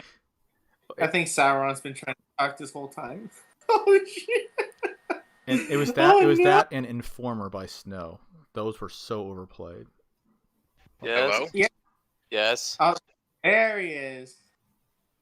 God, I hate this microphone. I'm going to kill somebody. Been sitting here talking like a jackass. My dog's just sitting here looking at me like, what are you talking to, you weirdo? I didn't hear a God word. It damn it. wouldn't be the only thing that's wrong. God damn it, so many N-bombs gone. I know. Oh no! Oh no! Your microphone saved the stream. All right. Oh, All right, let me help you out On there. Juneteenth of all days. Nah, On Juneteenth of all days. I know. This is the Okay. day when you little known fact about Juneteenth. It's the day you drop all of your N-bomb passes. Literally. It's when you cash them in. That's right. All right, guys, we got another backer at 14 and 582. Nice. Okay. I saw a meme that said "Happy Juneteenth" and it was Uncle Ruckus and Heaven turning white. I can. Oh, Lord. I can believe Dan when he says Two Princes was more overplayed than any song of the '90s. But come on, like, how many times have you walked through a high school or college quad and heard some guy on an acoustic guitar strum away at "Good Riddance"? Oh, absolutely. Luckily, I had already graduated high school by the time that was popular, but it was omnipresent. Like my wife, grew to hate the song. Absolutely. One you thing want to I know? will say about like that '90s, early 2000s era is that like there's a lot of things that like say what you will about the music, but at least there was like a huge variety of it. Yeah. Like Also- any taste you had, there was some music for it, Mhm. no matter who you were. Okay, here's another fun one. Does anyone here hate Wonderwall? Not, love the- Not at first, but it. I love the Neil Cicierra version of it. Well, I'm gonna tell you, there's no possible way you can hate Wonderwall more than Noel Gallagher does. If you tell him that's your favorite Oasis song, he will either tell you to fuck off, block you on Twitter, or just give you the death glare. Oh my What god! if I told him? Challenge accepted. What if I told him Winderwool was? You Hang know, on. if you told him literally any other song, I'm gonna post this in here. Winderwool. you know, if you told him like any other song was your favorite, he'd probably kiss you because it just wasn't Wonderwall. I always find that funny there's- when What? Go ahead. I always find it funny when like bands and artists have like songs that they just hate. Oh, Like they're just like, no, I don't like that song. Like something else of mine. Anything. oh yeah, yeah. There's literally a song. I forgot who sung it. Happy People, something like that. And REM, yeah. Michael Stipe said Yeah. he literally made that song just to satisfy his record company because they wanted him to make Yeah. a pop song. And he told Yeah, and Space he Ghost that he hates intentionally that wrote it. song. Yeah, he intentionally wrote it to be like the most annoying, like sort of thing ever. You know what's weird is a lot of the girls in my high school love that song. It was very strange. Does anyone know Cherry Pie by Warrant? I mean, Of course. Lead singer hated that song too. Yeah. Sounds about right. All right. Well, let's see what state the I- campaign's at. Yeah, we're still at 582. Hey, I've got my sister here. What would you say is the most overplayed '90s song? Chumbawamba. Oh, you mean Chumbawamba. tub thumping? no Yeah, hesitation. Yeah, Chumbawamba. Yeah. Definitely. When it was number for like 18 weeks. 18 weeks. It seemed like it was like number one for like 2 months. And that's all they played on the radio. Yeah, Chumbawamba actually purposely made that to be like a sellout move. Like they were selling out on purpose just to see if it would work. Oh, that and Kiss Me. But by By- Prince None the Richer. Oh yeah, that Alright. was definitely overplayed. Yeah, there are some songs that I from like 10 years ago that were like overplayed. I'm like, oh my god. Like they played this one Chevelle song like 10 years ago. Like Hats Off to the Bull, like over and over again on my radio station. I'm just like, and then I just like turn it off, and my mom's like, "Where did you Hats turn off off?" to I'm the like, boy. More like heads off to the boy. yeah, just yeah, just like there are songs that are overplayed, and I can't listen to them anymore. And Wonderwall is definitely not that because you know I was born a little late for that. But I mean, I get it. I get the feeling when there's an overplayed song, and yeah. Yes, but Dylan, have you ever It's like when you heard find a new Window favorite Room? song, you have to be careful not to overplay it when you first get it. Yeah. I got Yeah. another contender for most overplayed '90s song. Oh. "Feel Like a Woman" by Shania Twain.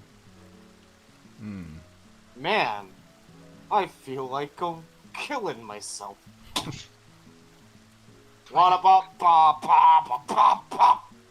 I'm kind of surprised they didn't go with that in Silence of the Lambs.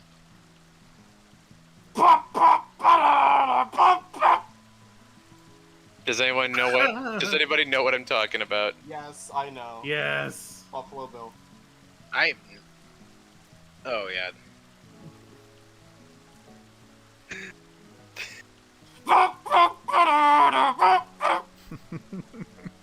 That probably would have that probably would have fit that scene better than whatever song they used in the movie.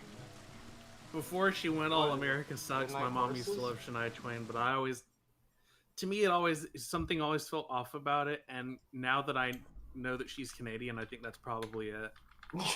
Oh, I remember that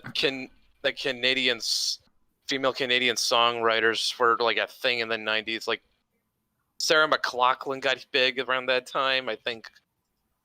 What's her name? Lord. Oh, the Titanic Sarah song as well. McLachlan. What was her name? What was it? I believe. What was her name? What was her name? Was her Celine Dion? Yeah, Celine Dion. Yes.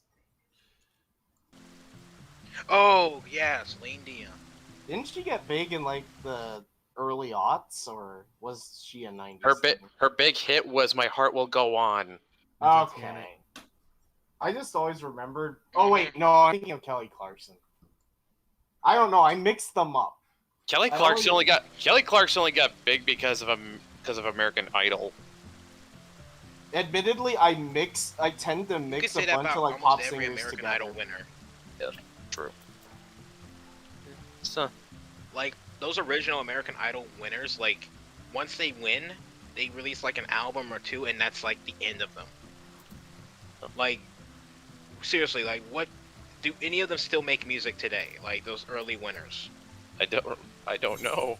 Clay Aiken was an early winner. I don't even remember who the original like first few winners are. I never watched the show, so Who? I wouldn't necessarily.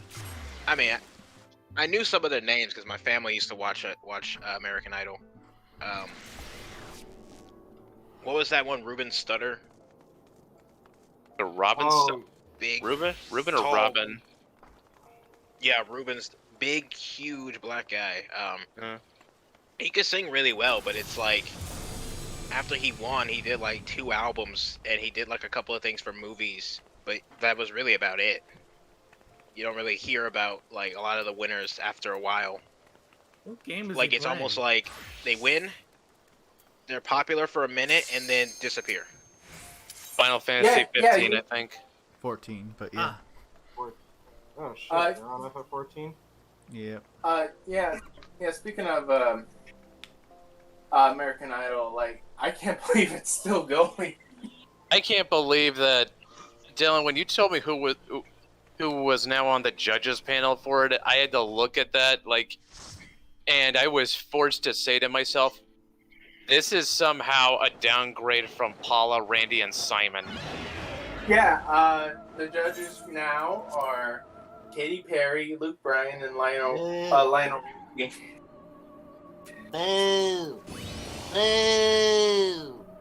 Yeah, they recently, for like one episode, they had like Paula Abdul there, and Randy. He was on a video call because I guess lock. I think they kind of realized that like that first set of judges, like that's like that's kind of be what they're always kind of like compared to, and I think it's safe to say that was kind of peak American Idol. I don't think it's ever like I think they're kind of aware of that. It's never gonna get better. Yeah, they also got rid of the bad auditions, showing the bad auditions. Well, yeah. Yeah. Well, yeah, because they don't want to hurt anyone's feelings. It's like, are you come on! Oh, come on! But the only time, when you really... about the only time you could actually enjoy watching the show was listening to Simon rip into people. Hold on. Yeah. Hold on. I have a good example. They might have been like, well, without. And he doesn't even really do that. Yeah, he's like calmed down a lot, especially after he had a kid. I guess. Is there anything? Oh, sorry. Oh no, you can do your thing. I have a good example of when that was great, and when the person was not humiliated, and everybody sent him out with an awesome go away. It was the pants on the ground guy. Does no one remember that? Pants on the ground, like a fool with your pants on the ground. Wasn't there an old guy that sang Bodies? That was pretty cool. Oh my God.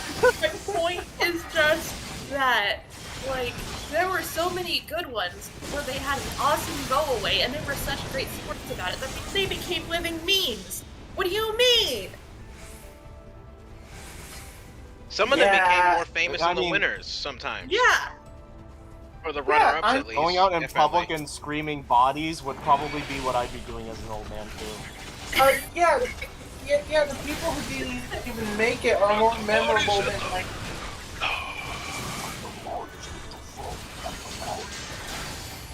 I do it louder. Yeah, Drowning Pool. Shout out to a good Texas band. I used to like that song, but it's an example of a song that can get so overplayed that even for someone you like. Yeah. I was just thinking about that. That's a song that definitely got overplayed. I've only heard that song 3 times in my life. This is You're the lucky. third time. Hear it again. DBT fight AMD. No, I mean, like, There's nothing wrong with me. Nothing wrong with me. Okay, here was a song that got overplayed when I was in middle school. Oh, you gotta keep it strong. Move along, move along. Like I know you do. And even when your hope is gone, move along, just to make it through. I can outdo you for 2 songs. Brett. I'll raise you. No, I just want to say one thing. I want to say one thing, Brett. You are now marked for death. Hey, I even said, hey, why? I admitted it was overplayed. Yeah, here's the thing though. You know where I remember that song most prominent from? The Bionicle commercials. Yeah. That's how I got introduced to American Rejects and Bionicle. Sauron, did you draw a summoning circle to call Simon Cowell? Here's another. You know Here's what? another. Oh, I got another overplayed song from my youth. Just take some time and it'll go, it'll be alright, alright. What the name was? It's Jimmy more fun to World in sing the it. middle.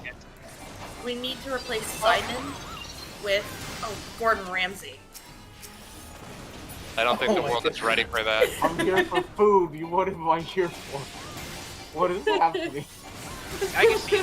Oh my god! Actually, you know what?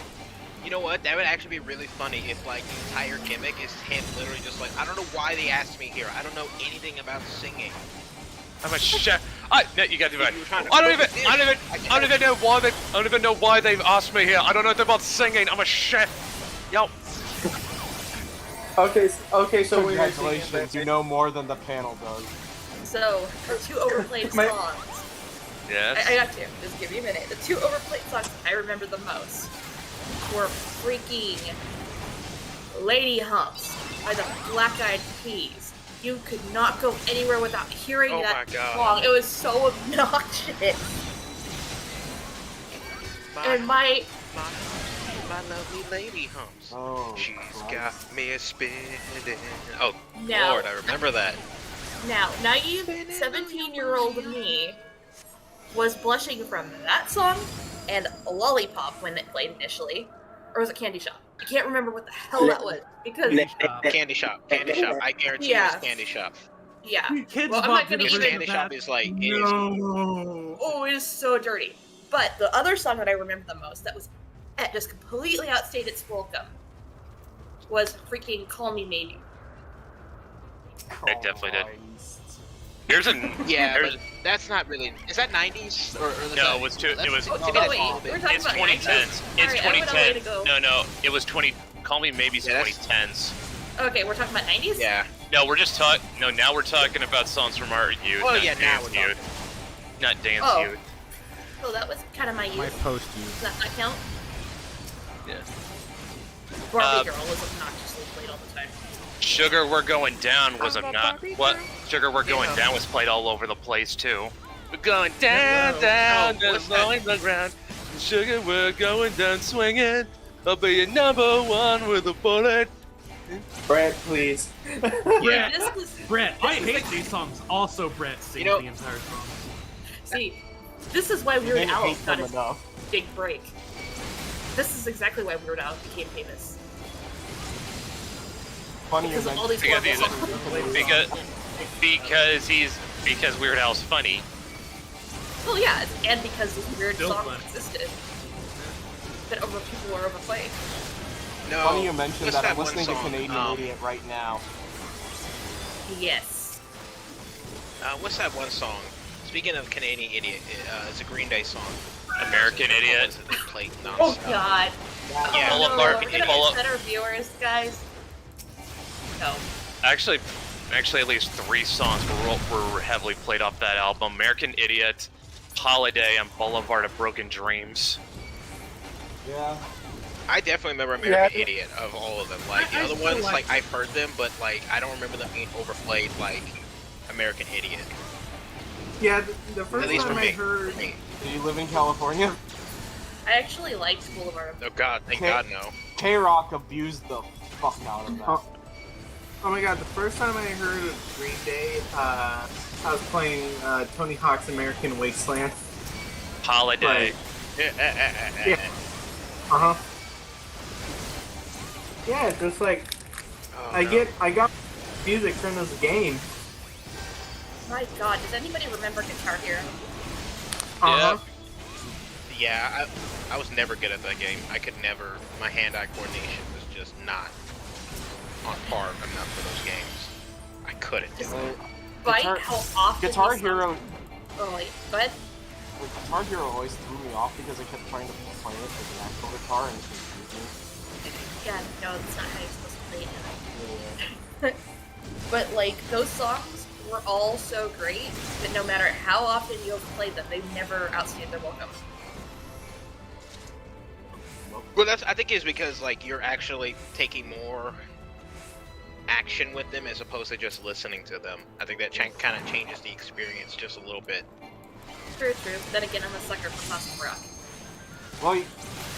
Well, the other thing that my friends and I did is that we actually played Rock Band a lot. In fact, I had some buddies who. Oh my God, Rock had Band. it in they had it at their apartment when they were going to college, and they decided, hey, Neville sings, right? Hey, Neville, come here. I want you to try this out. And the song they lined up for me was fucking Painkiller by Judas Priest. My vocal cords got shredded by trying to do that. Oh my God. Fucking Rob Halford's voice is like several registers above my range. More like was. He can't hit those high notes like he used to anymore. Well, that recording of Painkiller was when Rob Halford's voice was several registers above mine, so I was shredding myself just trying to keep up with it. Oh my God. I hate to admit this, but my favorite game when I was younger was Lego Rock Band. I had Green Day Rock Band. That was fun. Lego Rock Band. Anyone remember Guitar Hero Metallica? Oh my God! Why are my they buddies, making my buddies had some. Yes. Had that. So what happened is that my oh wait, we had a bunch of Metallica songs for Rock Band, and I think Rock Band had Blackened on it. And by the time we got through it, the guy we had doing drums was just soaked in fucking sweat and was just hanging limp and struggling to breathe. Still a better drummer than Lars. Lars is. What up? Lars used to be great, and then he just got lazy.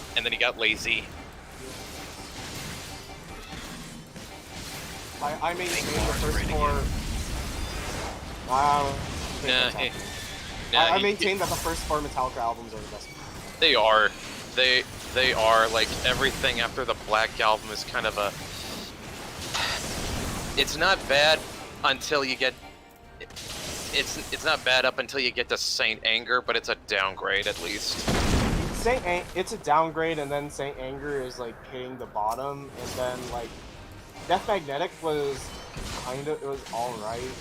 It was at least as good as Load or Reload. It's better than Saint Anger. It's so...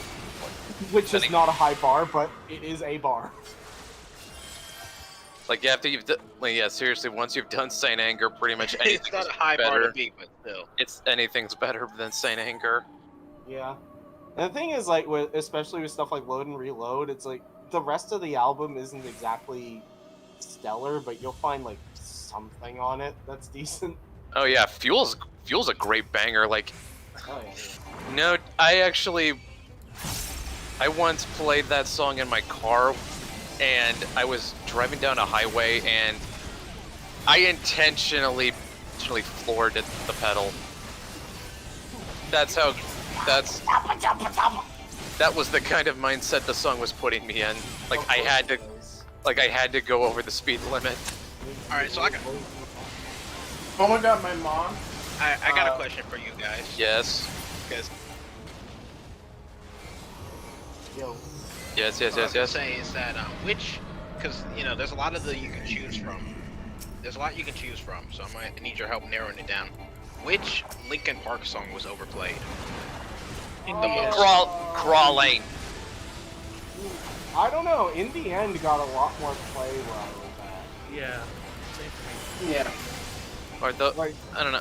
hard to tell. Like, Because in the end, yeah, 'cause I was gonna say like either in the end or Numb. Numb got played a lot. I think, What I've Done. really? Oh yeah, I guess when Transformers was playing. but that was more with Transformers though. New Divide. I don't even remember. Like what I've done, it's like it's overplayed, but that's mostly because like Transformers ads were everywhere, so I don't know if that really counts.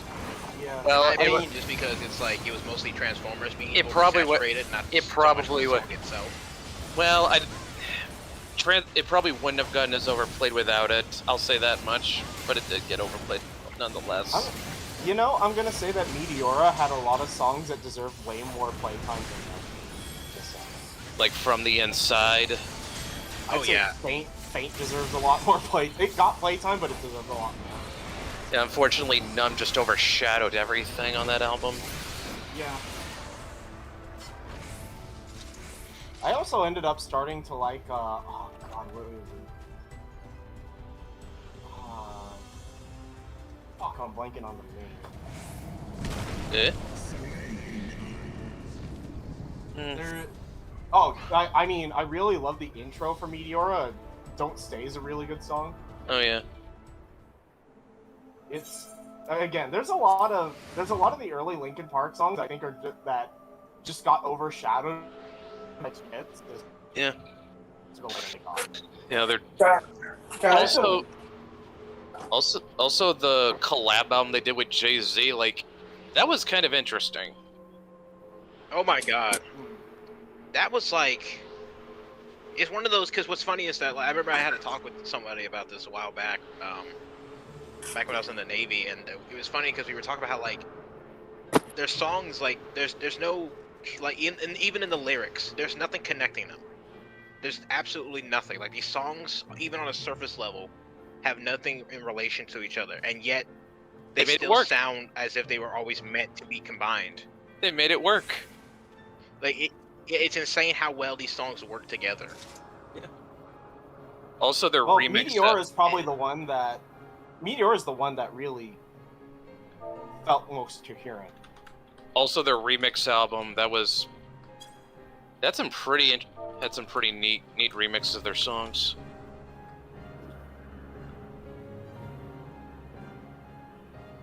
Oh, and I mean, and also that helps that it's got what clearly is not a Gunpla on the cover for that album.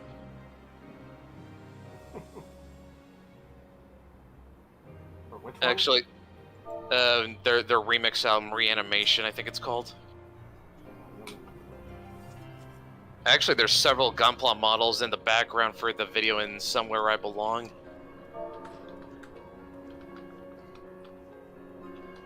Oh, okay. Yeah, I see. Come to think of it, isn't that like...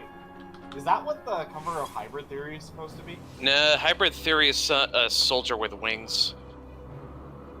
Oh. Thought it was like a butterfly. Or, so a butterfly wings. And I thought it was dragonfly wings. Some kind of Or insect. Okay, I'm looking at it now. Or dragonfly, I don't know. Soldier with dragonfly wings. I thought the silhouette looked kind of similar to the model they had on Reanimation.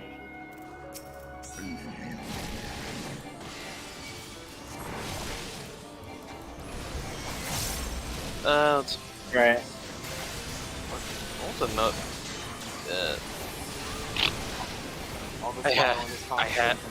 I had something and then I lost it. Oh yeah, I hold that Meteora is still Linkin Park's best album. Oh, definitely. I definitely cannot argue against it. Like, Hybrid Theory has good songs, Especially but like... I don't... go ahead. Well, I was gonna say, like, whenever, what's his name? Mike Shinoda left, that was kind of when, and I think that's when the band and their sound kind of just slowly began to kind of, I don't know if fall apart is the right word. It went in a different direction. But I think it lost something when he left. I don't think he and left I think the that band. was right around the time of, No, he left. It was Really? right around the time of I think the first Transformers movie. Yeah, no, like I remember reading on a review for Minutes to Midnight, and it's like they said he was benched and like only contributed like a little bit, and like contributed like rap lyrics for like a couple songs. Bleed It Out was one of them. I think he took a more limited more limited role in the band for that album. Because I think he did some instruments. Yeah, because I know he started doing like I don't know how many he did. I know he did like some like scores. I know he did the score for the English dub of the Raid, Redemption. Which, if you've never heard, like it's like listening to that album, knowing it's him, like it's mostly just him, like producing the music. You understand where a lot of the flair of early Linkin Park came from. Like it almost sounds like a Linkin Park album, minus obviously the lyrics.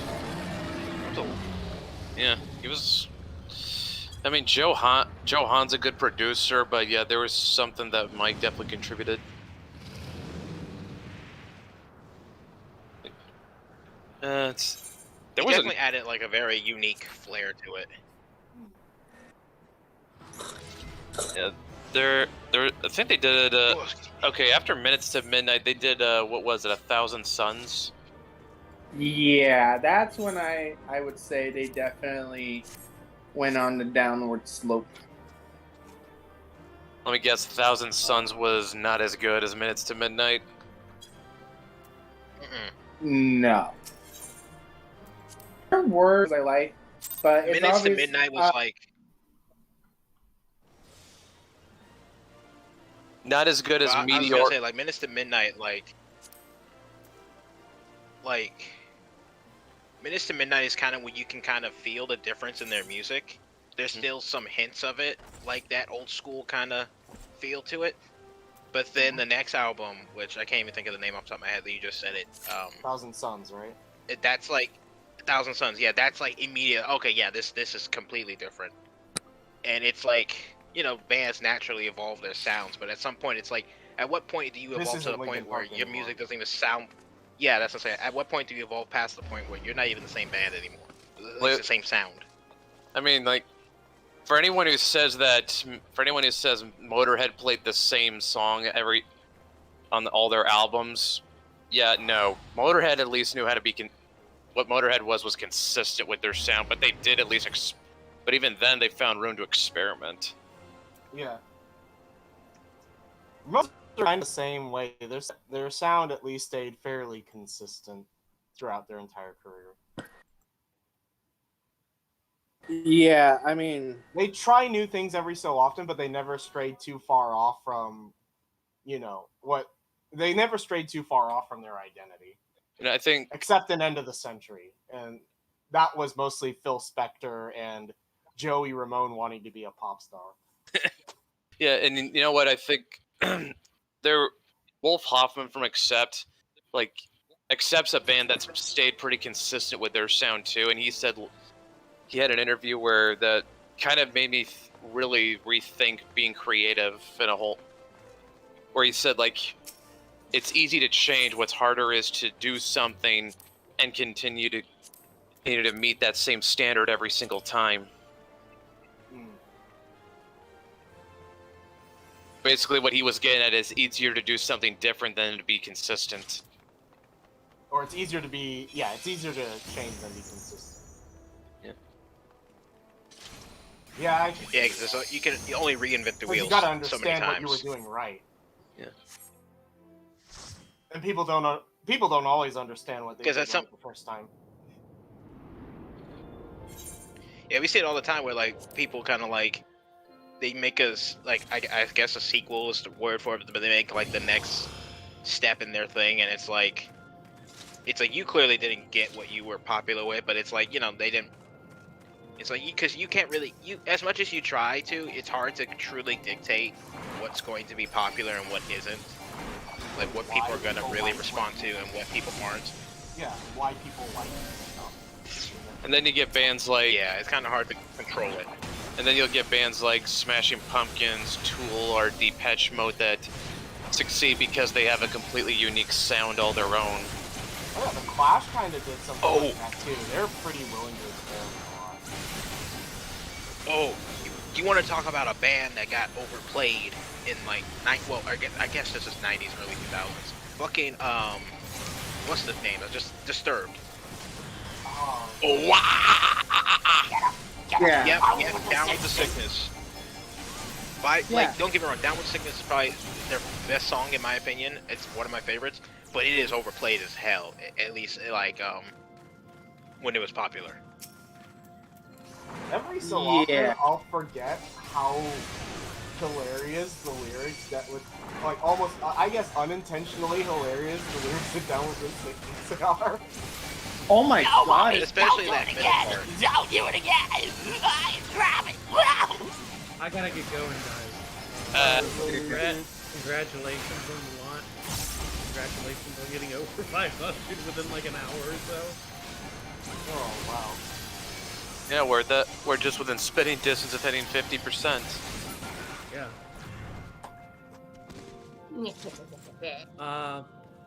Alright, man, catch you later. Everybody who follows Alabaster Scarf on Twitter, get ready to be bombarded by ads for them. I look forward to it. See you guys. Bye. Take care. Later. You know what? How many of us discovered Disturbed because we saw Dragon Ball Z movies? Yo, right here, I ain't got no shame in that either. I discovered it because I got no shame in it. Lord Slug.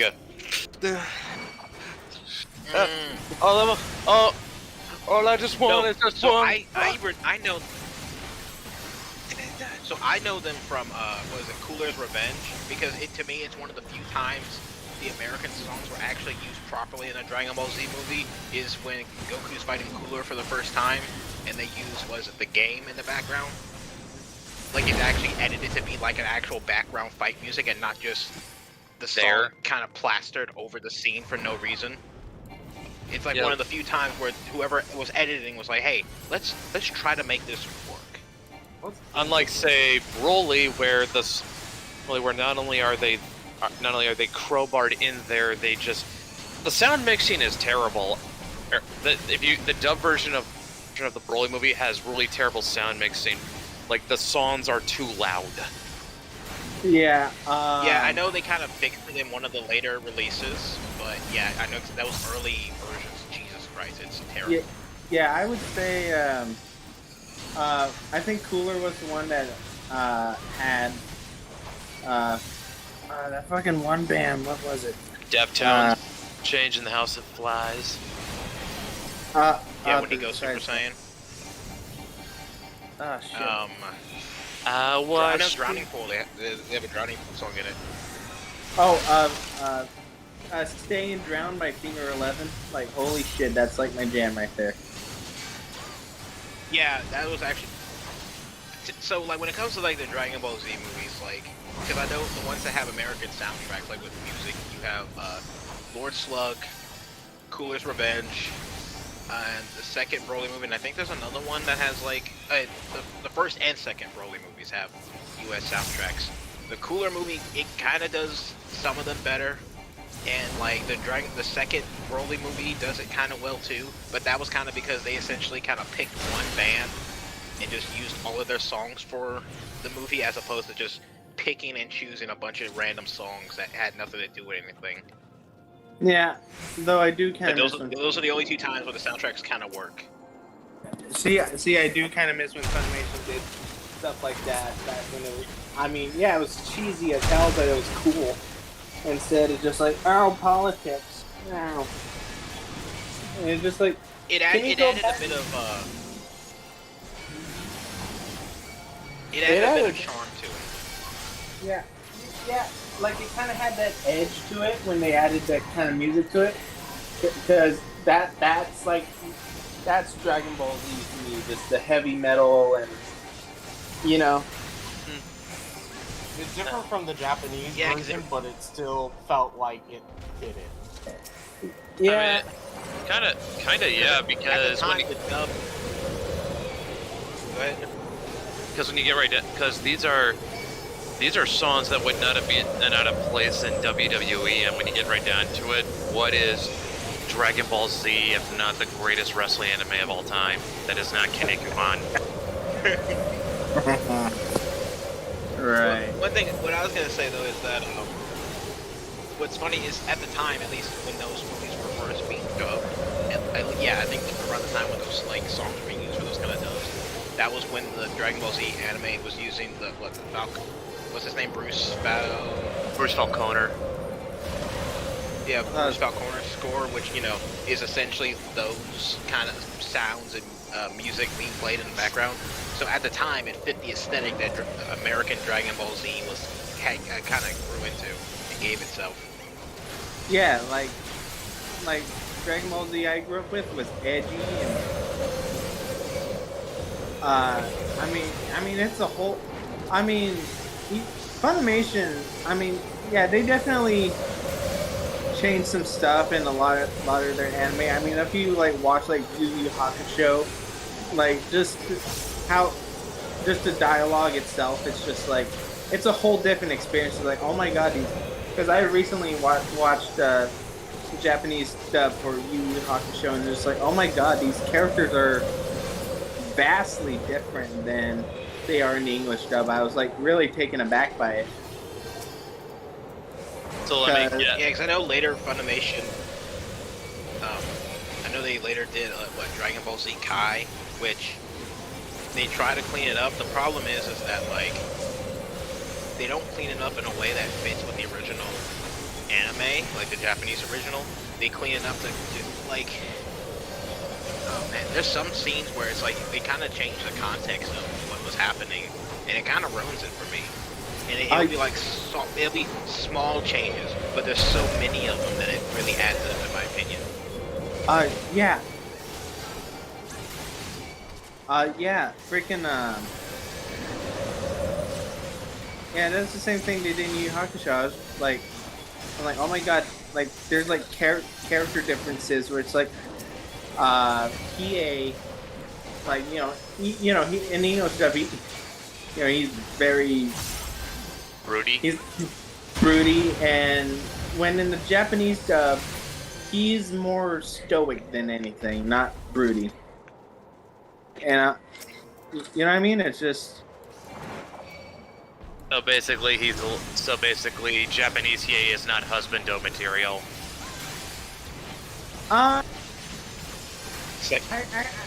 He's like Sasuke. I actually no. He's actually less evil. He's actually more nuanced than English dub Hiei. That's what I mean. I don't know. It's just when you said he was less broody in the Japanese. It's yeah. Okay, what I mean is yeah, he's more nuanced of a character, and I mean it's still there in the English dub, but it's he wasn't kill you at any moment kind of. I didn't get the sense he was gonna kill everyone at. You know what I mean? I mean, not that he would, but there's context in the Japanese dub that make a lot more sense there. It's oh my god, I get this now. Something I didn't get in English dub, I get it in Japanese dub, and that's other than the voices. I think that's my only big criticism is that they change things a bit too much, and it kind of leaves you eh. But other than that, I love the Yu Yu Hakusho dub, and Funimation did as good as they could with that at the time. Yeah, early Funimation dubs, you get the sense that at the very least, they were trying their best with the stuff. I will say, one thing that kind of made me upset, because I know what you talk about, because I watched Yu Yu Hakusho, but I'm not too familiar with the entirety Japanese version manga and all that stuff. But one that used to piss me off is that and this is kind of a sin, and even the Japanese version of Dragon Ball Z is the whole like Goku during the Cell games when he has Gohan fight Cell. In the manga, he outright states that he could not defeat Cell. He was not strong enough, despite the fact he and Cell were kind of on par with each other. He lacked the power to really finish him. So in the manga, it's explicitly kind of stated that like Gohan had to be the one to defeat Cell. Like he had to. No one else could have done it. In the animes, though, and this is, I'm not too 100 about the Japanese version because it's been a while since I've seen it. But in the animes, especially like the English versions, like almost all of them, they kind of leave out that context. And it's really annoying because a lot of people's bases on Goku being a bad dad is that scene. Why didn't he just finish Cell? Why did he make his son fight? Here's something that Kai did right, that or he might redeem it for you a little bit. Kai actually had Goku outright say, "Nah, I can't beat him. He's way too strong for me. I can't beat this guy." If they did, because I never finished Kai. I know I watched like up to like the Frieza saga, but like if Kai did that, I'd give him props for that because that used to piss me off when like, especially since a lot of people's basis for like Goku's a bad dad, and they always bring up that moment. And it's like, not only is that just the one moment you guys always bring up, that moment is not even correct. Yeah, I think the one thing, I think I would be all right with the Kai dub if Stephanie Nadolny, came back as Gohan, and it's just like calling Klinkenbeard like it's not Gohan. Yeah, the new Gohan for Kai, I don't like. It doesn't fit, in my opinion. I think they also tried to make for Kai, they tried to make Frieza closer to the original, where they kind of made him sort of just cold and polite, rather than like him threatening the Ginyu Force every chance that he got. Like, Yeah, I kind of like Kai's Frieza more. Basically, Megatron if he had been castrated. No. Well, because like in the Kai version, Starscream if his head was screwed on screen. Yeah, because like in the Kai version of Frieza, like you get the sense of like yeah, people follow him because they're afraid of him, but you also get the sense that some people follow him because of like they're afraid of him, but they also somewhat respect him. He's that. Yeah, he actually gets. Yeah, he's that. Like he commands that kind of respect. Yeah. Basically, this is kind of funny thinking about it. They basically turned him into what Cooler was in the first film, Cooler's Revenge. Alright. Because at that time, that was when we had the kind of like, I can't think of her name, but the original American. Well, I say original, but not the Ocean dub. For Frieza. Linda Young. Yeah, where like you couldn't tell if this was supposed to be a man or a woman. Like, because then when Cooler came about, he was far more like more elegant, more kind of like not just that. He was still an asshole, but he's a bit more polite in his assholery. Like he had a bit more respect for his enemies. He also had a complex though. Yeah, he also kind of like between the two, like Cooler, you at least got the sense he was a bastard and a son of a bitch, but he was honorable at least. To a degree, yeah. Like you can tell, like, cause basically in the first movie, he came there to test his strength against the Super Saiyan. Like when like he was fighting Goku, he's alright, sure, you're pretty strong, so I'm gonna transform. And then once he realized he was more powerful than Goku, that's when his real side came out of being like, oh, I'm just a god, basically. But you still had a little bit of that elegance to it. And also, you got the sense that, from the most part, he had some kind of respect for his men, at least in the sense of like when they were like hunting Goku and they were just kind of like getting bored of it, thinking he was dead, and he was like, listen, I get it, this is boring, but we're not leaving him until I make sure he's dead. And they're like, alright. So you got a little bit of that kind of sense to him. Yeah.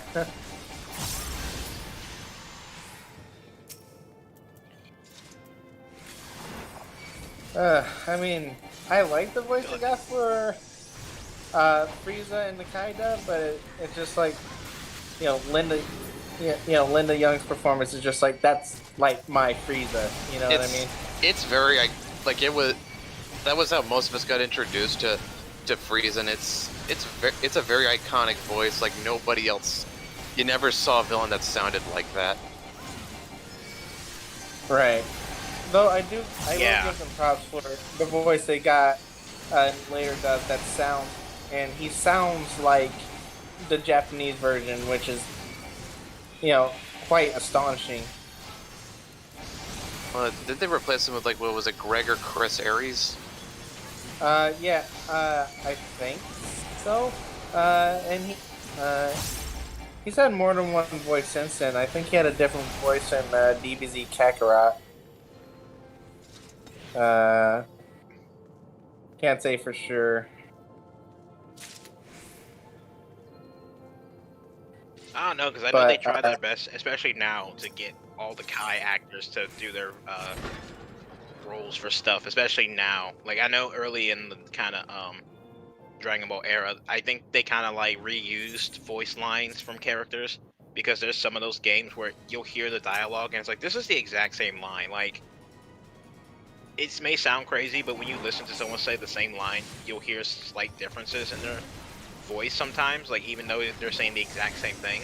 But you'll rarely hear that, especially when it's like games that are direct sequels to each other, like Budokai 2 to 3, or even the Tenkaichi series. Like, I'm pretty sure a lot of those they just reuse voice files. Oh god, I love the first Budokai game. Like, that was like my first Dragon Ball Z game. Yeah, I kind of hate the HD collection never included Budokai 2. It was just 1 and 3. Yeah, and I don't care if the soundtrack was plagiarized. It was fucking awesome. They didn't have to get rid of the whole thing. Because, they got it was always weird when they did that. Well, because a lot of the songs were plagiarized, so it's like, you could have just replaced, it with a few tracks from the later games. Yeah, but I think they were being lazy with it in that regard, because like they're supposedly HD collections, but there's really not much else to them.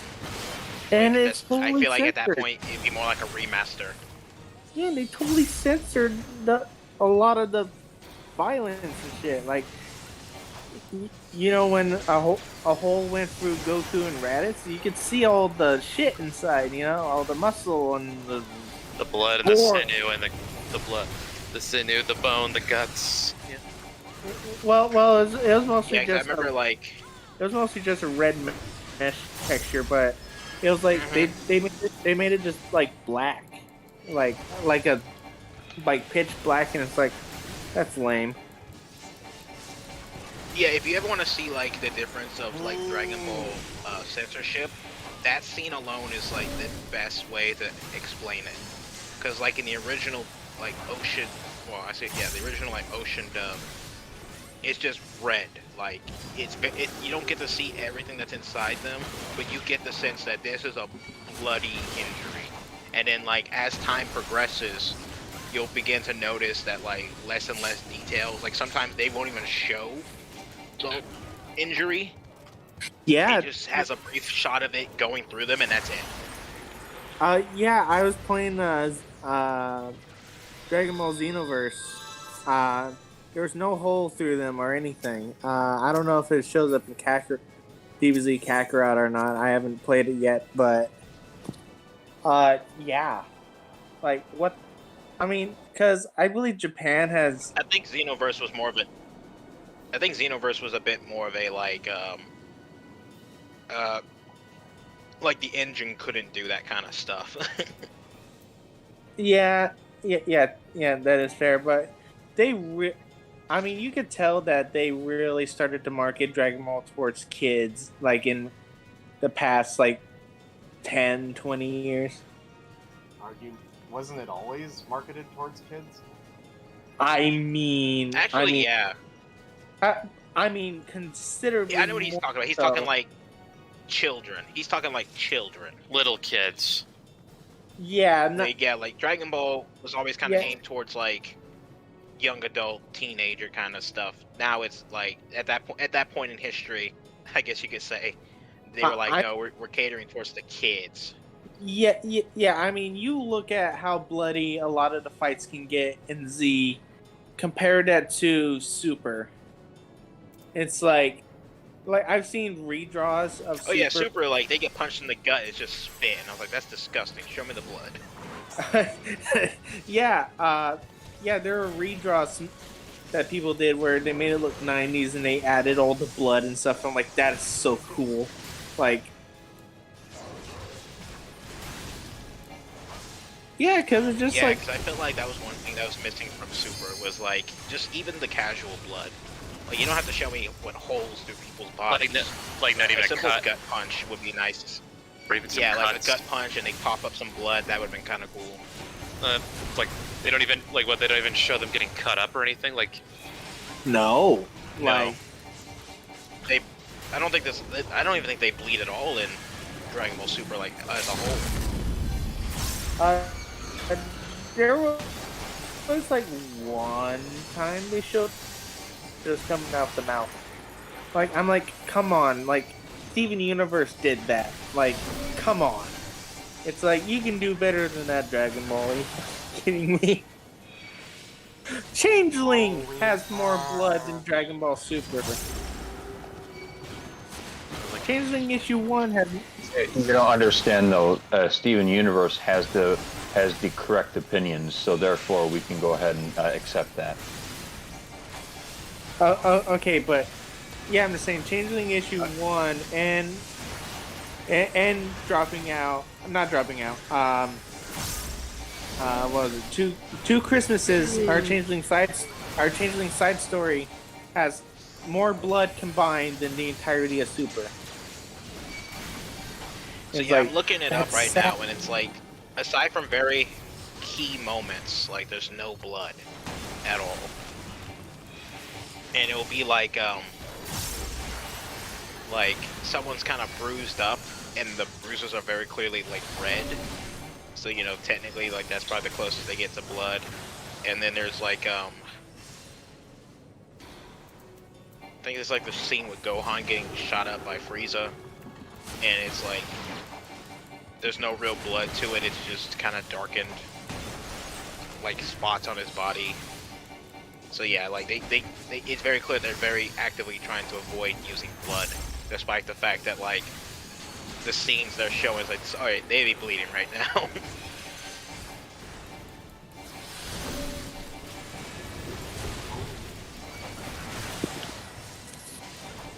Yeah, I don't even think in Super Broly was there any real like blood to it.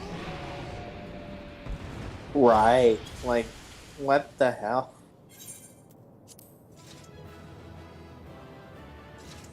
Which, to be fair, I think they kind of made up for that with just the overall like art style and appeal of it. I mean, yeah. I mean, the animation was gorgeous. I showed my sister, and she's like, "They're not just standing still and screaming."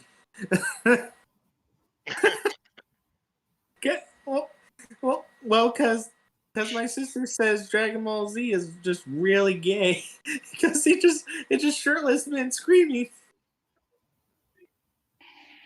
yeah, I mean yeah, I mean she's got a point. I mean, like if you wanted to see that, you could just watch wrestling. Right. All right, guys, it's 11:39, so I'm taking one last look at the campaign here. We're at 582 and 14 backers. What do you That's say, like- Brett? Is that a good start? Yeah, I mean, I like can't- we either are at or very close to 25% within the first couple hours. So Yeah. we're doing good. Good. I can't believe we ended the stream with calling Dragon Ball Z gay. Yeah. Well, we had to get there eventually, didn't we? All right, guys. Great launch. Great I mean, conversation. I'm gonna cut the stream now, but feel free to keep chatting about Dragon Ball Z being the big gay. That's fine with me.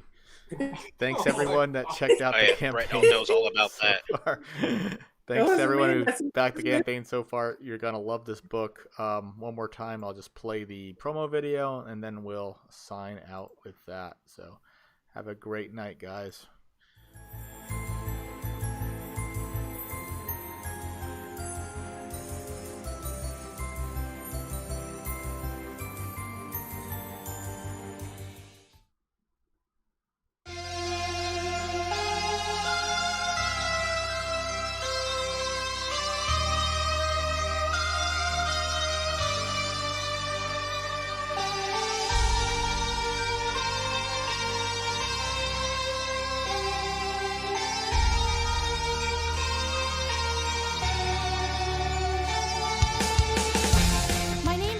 Mackenzie. And even though I was never really a normal kid, I never imagined that I was some fairy baby that was traded for a human one. What's worse is that this is leaving me with more questions about myself than answers. Right now, the only person who seems to be able to help me is a puka named Gavin. He says if I go with him to Avalon, the Fey Realm, I might find what I'm looking for. I don't know if I'm going to like what I'll find there, but anything has to be better than spending the rest of my life not knowing, right?